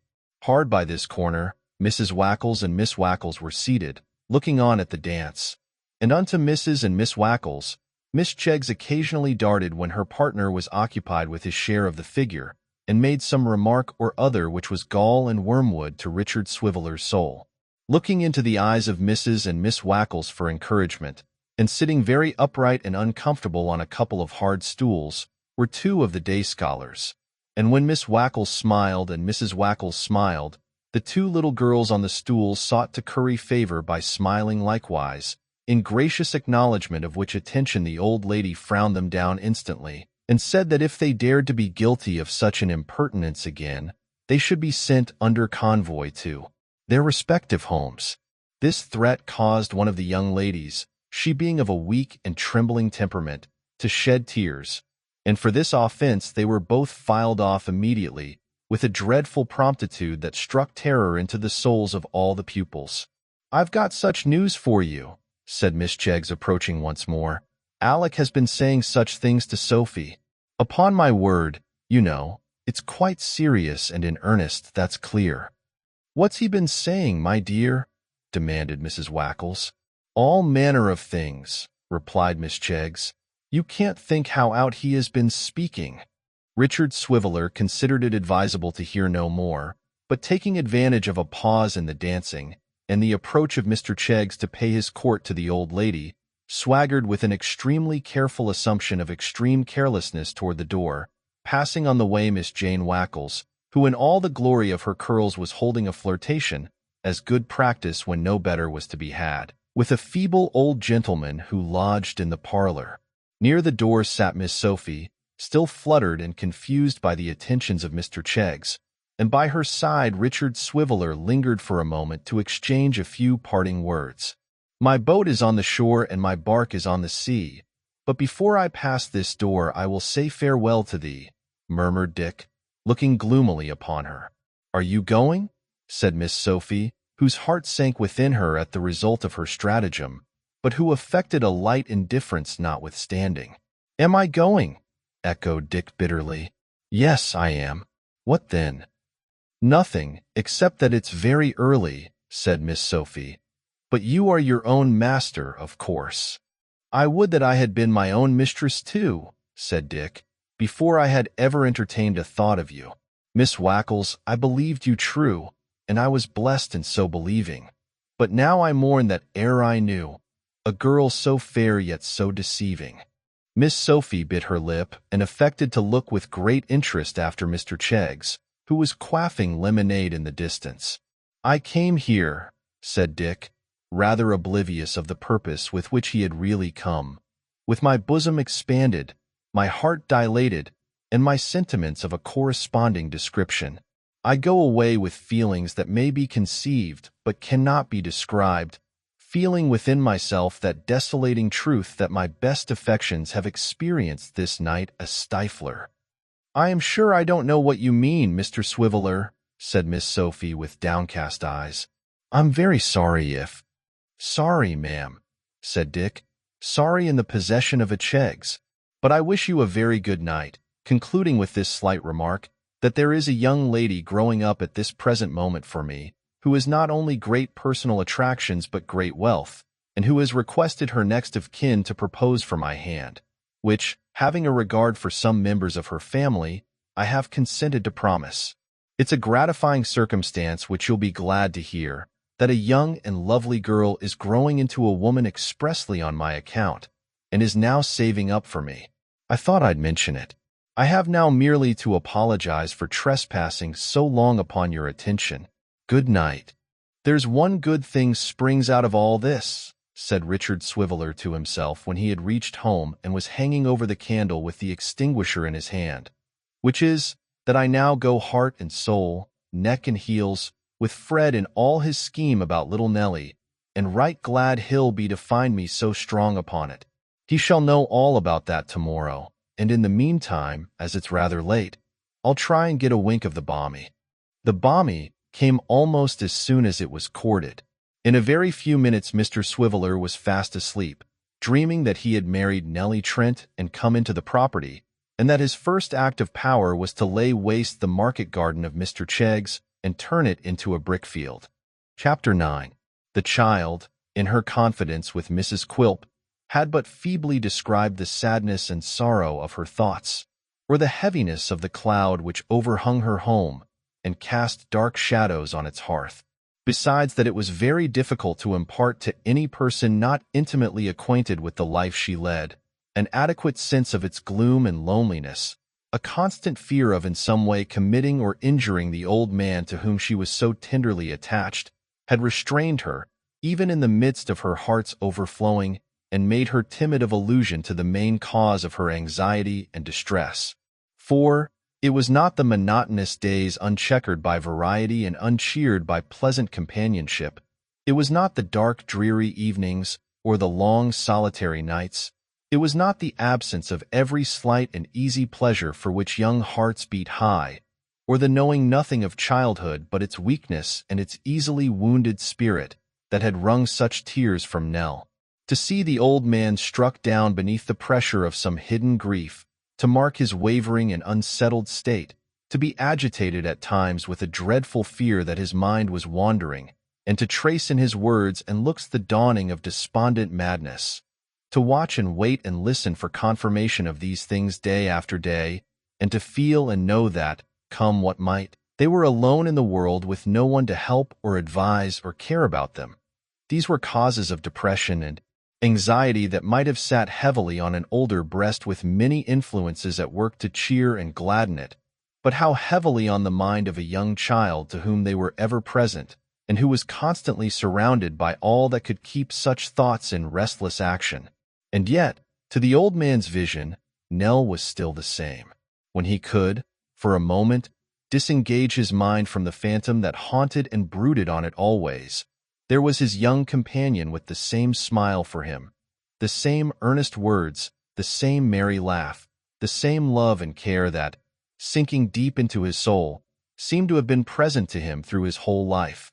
And so he went on, content to read the book of her heart from the page first presented to him, little dreaming of the story that lay hidden in its other leaves, and murmuring within himself that at least the child was happy. She had been once. She had gone singing through the dim rooms, and moving with gay and lightsome step among their dusty treasures, making them older by her young life, and sterner and more grim by her gay and cheerful presence. But now the chambers were cold and gloomy, and when she left her own little room to while away the tedious hours, and sat in one of them, she was still and motionless as their inanimate occupants, and had no heart to startle the echoes, hoarse from their long silence, with her voice. In one of these rooms was a window looking into the street, where the child sat, many and many a long evening, and often far into the night, alone and thoughtful. None are so anxious as those who watch and wait. At these times, mournful fancies came flocking on her mind, in crowds.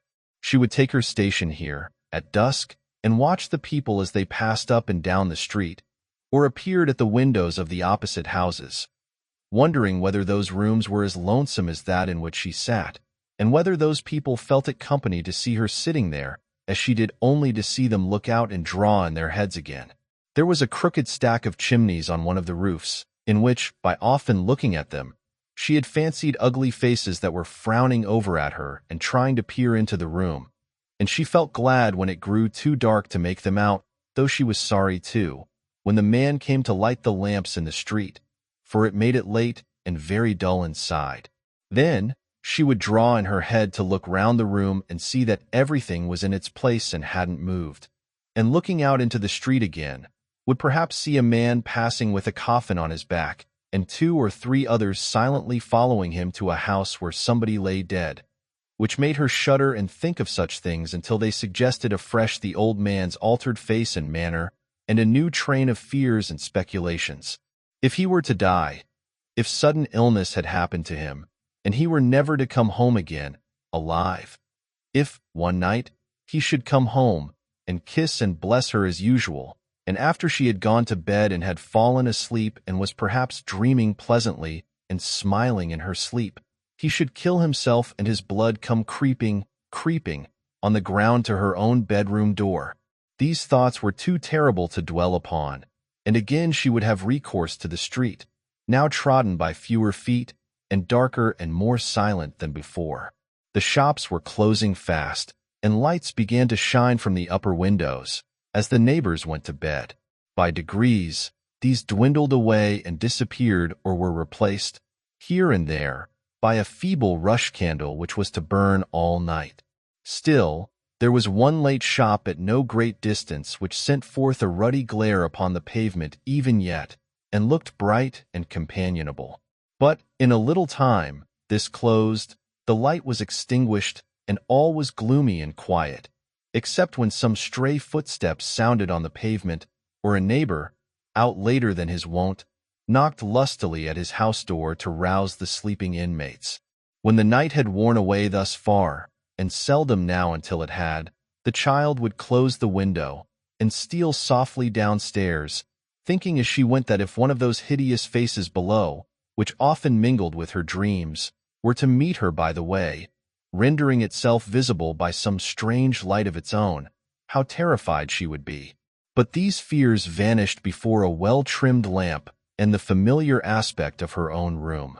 After praying fervently, and with many bursting tears, for the old man, and the restoration of his peace of mind and the happiness they had once enjoyed, she would lay her head upon the pillow and sob herself to sleep, often starting up again, before the daylight came, to listen for the bell and respond to the imaginary summons which had roused her from her slumber.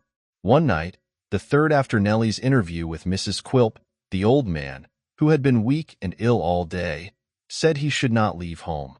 The child's eyes sparkled at the intelligence, but her joy subsided when they reverted to his worn and sickly face. 2 days, he said, 2 whole, clear days have passed, and there is no reply. What did he tell thee, Nell? Exactly what I told you, dear grandfather, indeed. True, said the old man, faintly. Yes, but tell me again, Nell. My head fails me. What was it that he told thee? Nothing more than that he would see me tomorrow or next day. That was in the note. Nothing more, said the child. Shall I go to him again tomorrow, dear grandfather? Very early? I will be there and back, before breakfast. The old man shook his head, and sighing mournfully, drew her towards him. 'Twould be of no use, my dear, no earthly use. But if he deserts me, Nell, at this moment, if he deserts me now, when I should, with his assistance, be recompensed for all the time and money I have lost, and all the agony of mind I have undergone, which makes me what you see, I am ruined, and worse, far worse than that, have ruined thee, for whom I ventured all. If we are beggars— What if we are? Said the child boldly. Let us be beggars, and be happy. Beggars and happy, said the old man. Poor child. Dear grandfather, cried the girl with an energy which shone in her flushed face, trembling voice, and impassioned gesture. I am not a child in that I think, but even if I am, oh, hear me pray that we may beg, or work in open roads or fields, to earn a scanty living, rather than live as we do now. Nellie, said the old man. Yes, yes, rather than live as we do now, the child repeated, more earnestly than before. If you are sorrowful, let me know why and be sorrowful too. If you waste away and are paler and weaker every day, let me be your nurse and try to comfort you. If you are poor, let us be poor together. But let me be with you, do let me be with you. Do not let me see such change and not know why, or I shall break my heart and die. Dear grandfather, let us leave this sad place tomorrow and beg our way from door to door. The old man covered his face with his hands and hid it in the pillow of the couch on which he lay. Let us be beggars, said the child, passing an arm round his neck. I have no fear, but we shall have enough. I am sure we shall.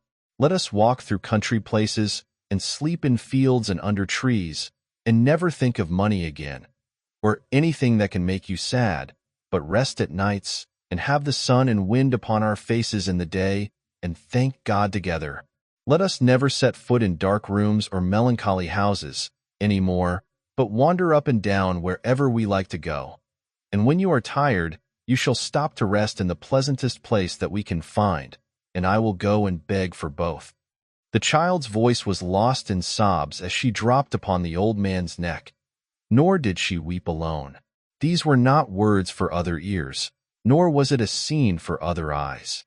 And yet other ears and eyes were there and greedily taking in all that passed, and moreover they were the ears and eyes of no less a person than Mr. Daniel Quilp, who, having entered unseen when the child first placed herself at the old man's side, refrained, actuated, no doubt, by motives of the purest delicacy, from interrupting the conversation, and stood looking on with his accustomed grin, standing, however, being a tiresome attitude to a gentleman already fatigued with walking, and the dwarf being one of that kind of persons who usually make themselves at home, he soon cast his eyes upon a chair, into which he skipped with uncommon agility, and perching himself on the back with his feet upon the seat, was thus enabled to look on and listen with greater comfort to himself, besides gratifying at the same time that taste for doing something fantastic and monkey-like, which on all occasions had strong possession of him.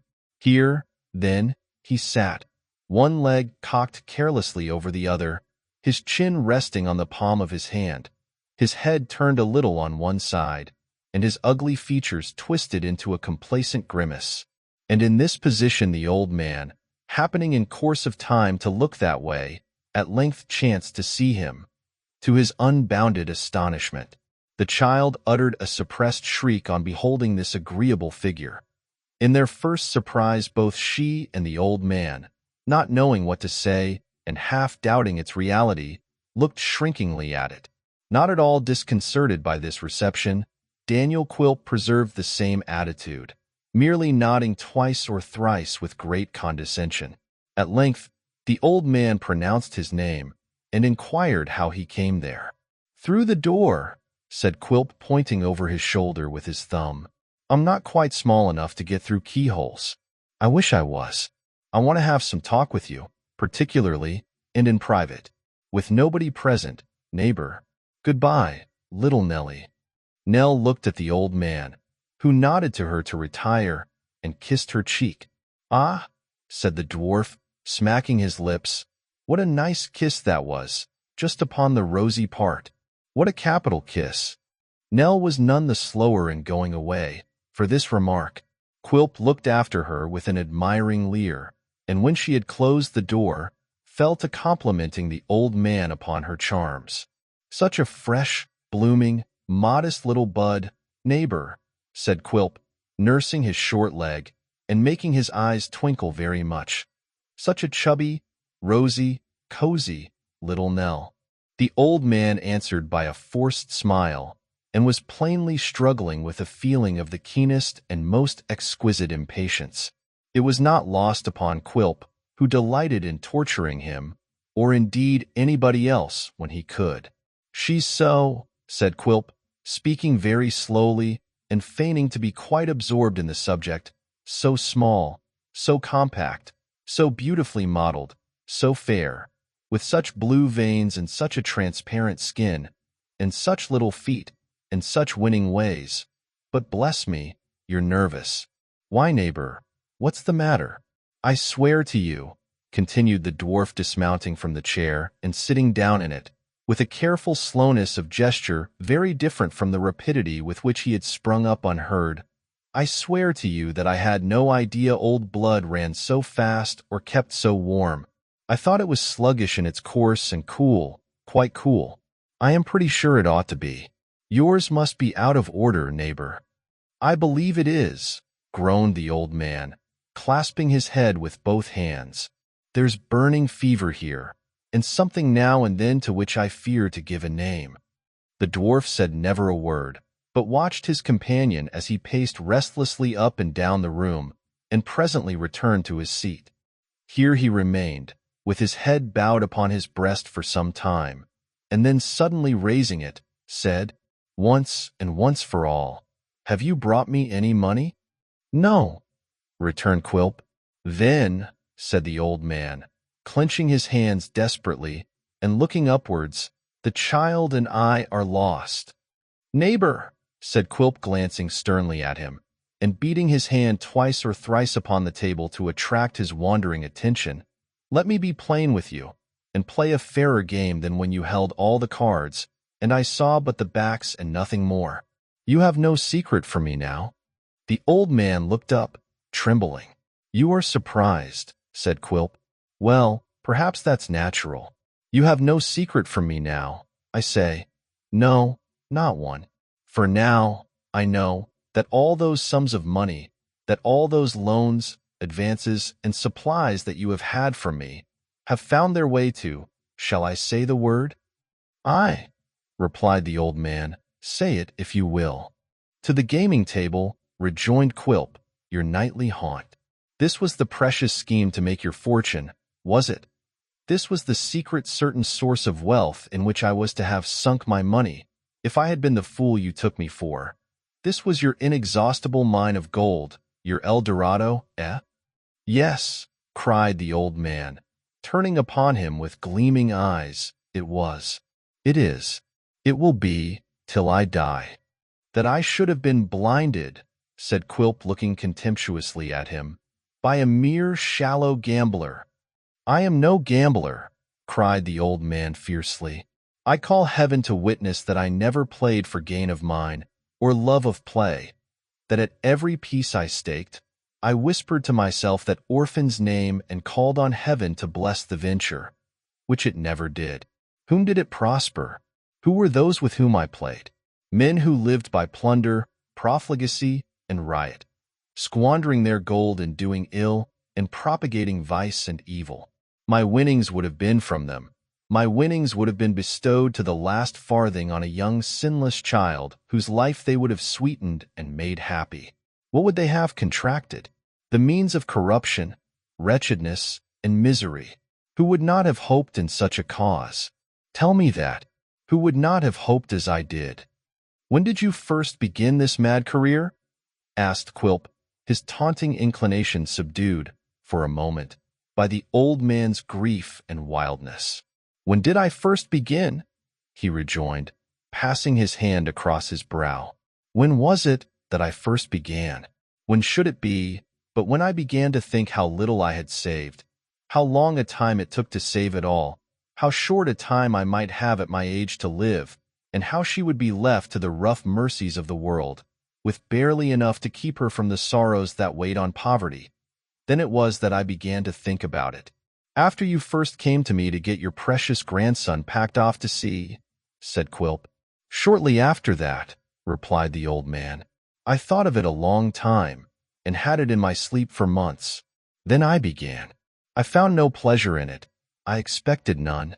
What has it ever brought me but anxious days and sleepless nights, but loss of health and peace of mind, and gain of feebleness and sorrow?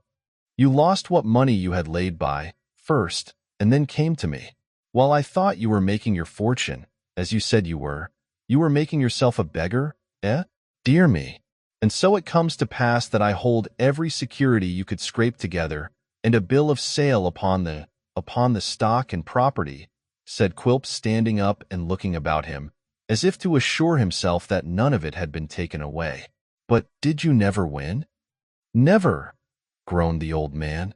Never won back my loss. I thought, sneered the dwarf, that if a man played long enough he was sure to win at last, or, at the worst, not to come off a loser. And so he is, cried the old man, suddenly rousing himself from his state of despondency and lashed into the most violent excitement. So he is. I have felt that from the first. I have always known it. I've seen it. I never felt it half so strongly as I feel it now. Quilp, I have dreamed, 3 nights, of winning the same large sum. I never could dream that dream before, though I have often tried. Do not desert me, now I have this chance.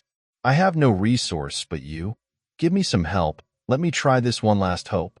The dwarf shrugged his shoulders and shook his head. See, Quilp, good tender-hearted Quilp, said the old man, drawing some scraps of paper from his pocket with a trembling hand, and clasping the dwarf's arm. Only see here. Look at these figures, the result of long calculation and painful and hard experience. I must win. I only want a little help once more, a few pounds, but 20 pounds, dear Quilp. The last advance was 70, said the dwarf, and it went in one night. I know it did, answered the old man, but that was the very worst fortune of all, and the time had not come then. Quilp, consider, consider. The old man cried, trembling so much the while, that the papers in his hand fluttered as if they were shaken by the wind. That orphan child. If I were alone, I could die with gladness, perhaps even anticipate that doom which is dealt out so unequally, coming, as it does, on the proud and happy in their strength, and shunning the needy and afflicted, and all who court it in their despair. But what I have done has been for her. Help me for her sake, I implore you. Not for mine, for hers. I'm sorry I've got an appointment in the city, said Quilp, looking at his watch with perfect self-possession. Or I should have been very glad to have spent half an hour with you, while you composed yourself, very glad. Nay, Quilp, good Quilp, gasped the old man, catching at his skirts. You and I have talked together, more than once, of her poor mother's story. The fear of her coming to poverty has perhaps been bred in me by that. Do not be hard upon me, but take that into account. You are a great gainer by me. Oh, spare me the money for this one last hope." "I couldn't do it really," said Quilp with unusual politeness, "though I tell you what, and this is a circumstance worth bearing in mind as showing how the sharpest among us may be taken in sometimes. I was so deceived by the penurious way in which you lived, alone with Nellie, all done to save money for tempting fortune, and to make her triumph greater," cried the old man. Yes, I understand that now," said Quilp. "But I was going to say, I was so deceived by that, your miserly way, the reputation you had among those who knew you of being rich, and your repeated assurances that you would make of my advances treble and quadruple the interest you paid me, that I'd have advanced you, even now, what you want on your simple note of hand, if I hadn't unexpectedly become acquainted with your secret way of life." "Who is it?" retorted the old man desperately, "that, notwithstanding all my caution, told you? Come, let me know the name, the person." The crafty dwarf, bethinking himself that his giving up the child would lead to the disclosure of the artifice he had employed, which, as nothing was to be gained by it, it was well to conceal, stopped short in his answer and said, "Now, who do you think?" "It was Kit. It must have been the boy. He played the spy, and you tampered with him?" said the old man. "How came you to think of him?" said the dwarf in a tone of great commiseration. "Yes, it was Kit. Poor Kit." So saying, he nodded in a friendly manner and took his leave, stopping when he had passed the outer door a little distance and grinning with extraordinary delight. "Poor Kit," muttered Quilp. "I think it was Kit who said I was an uglier dwarf than could be seen anywhere for a penny, wasn't it? Ha ha ha! Poor Kit!" And with that he went his way, still chuckling as he went. Chapter 10. Daniel Quilp neither entered nor left the old man's house unobserved.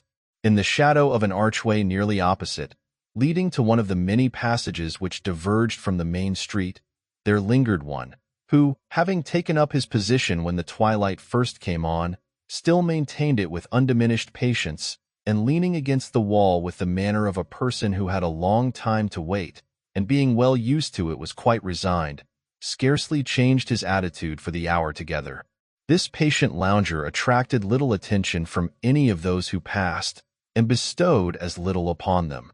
His eyes were constantly directed towards one object, the window at which the child was accustomed to sit. If he withdrew them for a moment, it was only to glance at a clock in some neighboring shop, and then to strain his sight once more in the old quarter with increased earnestness and attention. It had been remarked that this personage evinced no weariness in his place of concealment, nor did he, long as his waiting was. But as the time went on, he manifested some anxiety and surprise, glancing at the clock more frequently and at the window less hopefully than before. At length, the clock was hidden from his sight by some envious shutters. Then the church steeples proclaimed 11 at night. Then the quarter passed, and then the conviction seemed to obtrude itself on his mind that it was no use tarrying there any longer, that the conviction was an unwelcome one, and that he was by no means willing to yield to it, was apparent from his reluctance to quit the spot, from the tardy steps with which he often left it, still looking over his shoulder at the same window, and from the precipitation with which he as often returned, when a fancied noise or the changing and imperfect light induced him to suppose it had been softly raised. At length, he gave the matter up as hopeless for that night, and suddenly breaking into a run as though to force himself away, scampered off at his utmost speed, nor once ventured to look behind him lest he should be tempted back again. Without relaxing his pace or stopping to take breath, this mysterious individual dashed on through a great many alleys and narrow ways until he at length arrived in a square paved court, when he subsided into a walk, and making for a small house from the window of which a light was shining, lifted the latch of the door and passed in. "Bless us!" cried a woman, turning sharply round. "Who's that?" "Oh, it's you, Kit." "Yes, mother, it's me." "Why, how tired you look, my dear." "Old Master ain't gone out tonight," said Kit. "And so she hasn't been at the window at all." With which words, he sat down by the fire and looked very mournful and discontented. The room in which Kit sat himself down in this condition was an extremely poor and homely place, but with that air of comfort about it, nevertheless, which, or the spot must be a wretched one indeed. Cleanliness and order can always impart in some degree.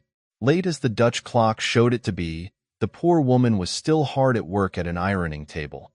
A young child lay sleeping in a cradle near the fire, and another, a sturdy boy of 2 or 3 years old, very wide awake, with a very tight nightcap on his head and a nightgown very much too small for him on his body, was sitting bolt upright in a clothes basket, staring over the rim with his great round eyes, and looking as if he had thoroughly made up his mind never to go to sleep any more, which, as he had already declined to take his natural rest and had been brought out of bed in consequence, opened a cheerful prospect for his relations and friends.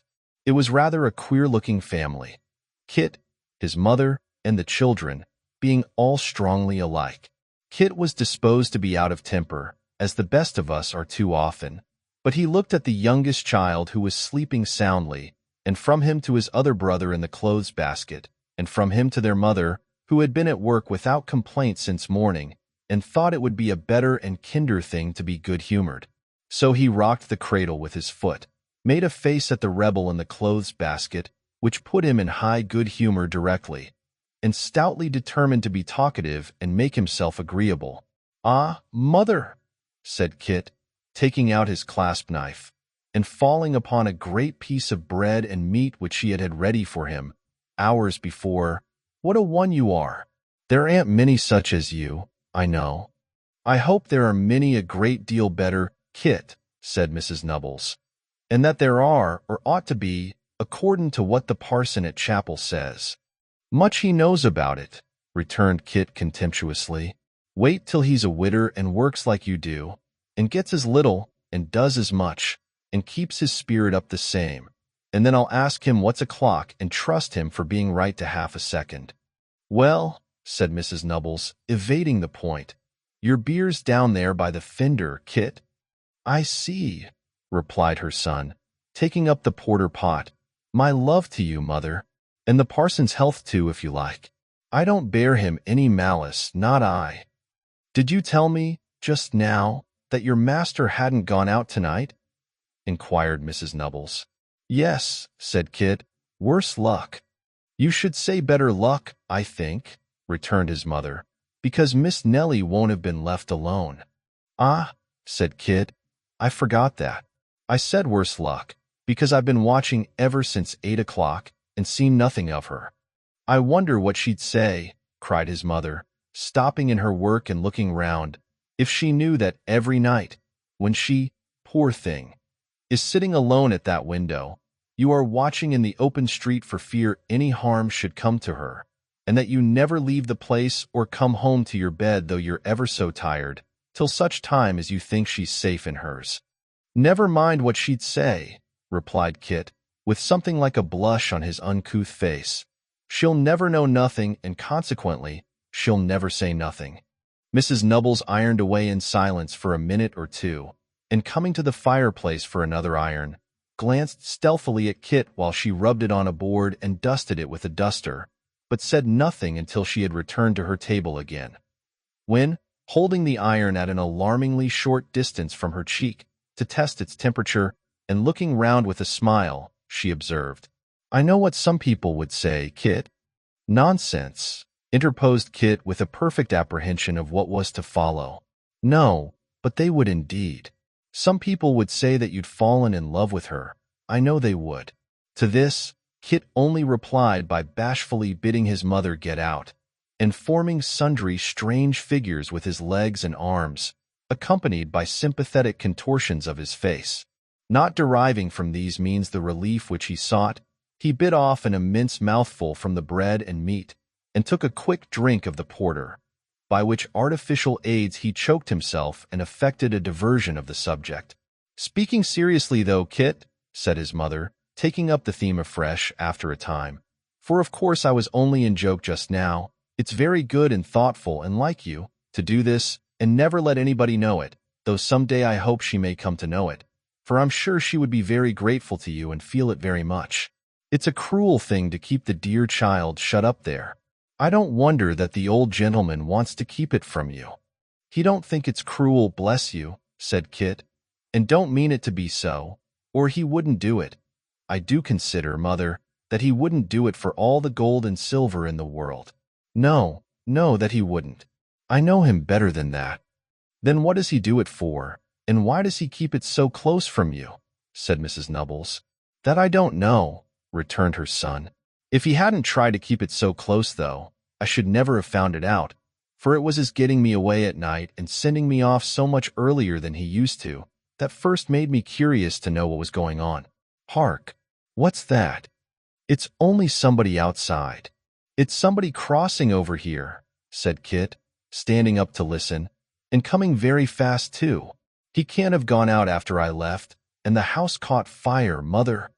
The boy stood, for a moment, really bereft by the apprehension he had conjured up of the power to move. The footsteps drew nearer, the door was opened with a hasty hand, and the child herself, pale and breathless, and hastily wrapped in a few disordered garments, hurried into the room. Miss Nellie, what is the matter? Cried mother and son together. I must not stay a moment, she returned. Grandfather has been taken very ill. I found him in a fit upon the floor. I'll run for a doctor, said Kit, seizing his brimless hat. I'll be there directly, I'll— No, no, cried Nell. There is one there. You're not wanted. You must never come near us any more. What? Roared Kit. Never again, said the child. Don't ask me why, for I don't know. Pray don't ask me why. Pray don't be sorry. Pray don't be vexed with me. I have nothing to do with it indeed. Kit looked at her with his eyes stretched wide, and opened and shut his mouth a great many times, but couldn't get out one word. He complains and raves of you, said the child. I don't know what you have done, but I hope it's nothing very bad. I done, roared Kit. He cried that you're the cause of all his misery, returned the child with tearful eyes. He screamed and called for you. They say you must not come near him or he will die. You must not return to us any more. I came to tell you. I thought it would be better that I should come than somebody quite strange. Oh, Kit, what have you done? You, in whom I trusted so much, and who were almost the only friend I had.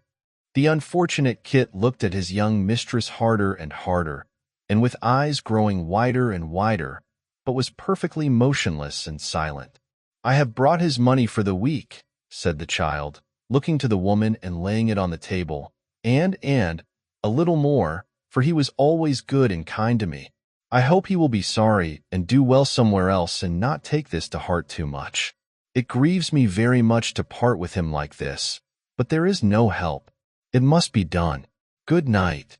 With the tears streaming down her face, and her slight figure trembling with the agitation of the scene she had left, the shock she had received, the errand she had just discharged, and 1,000 painful and affectionate feelings, the child hastened to the door and disappeared as rapidly as she had come.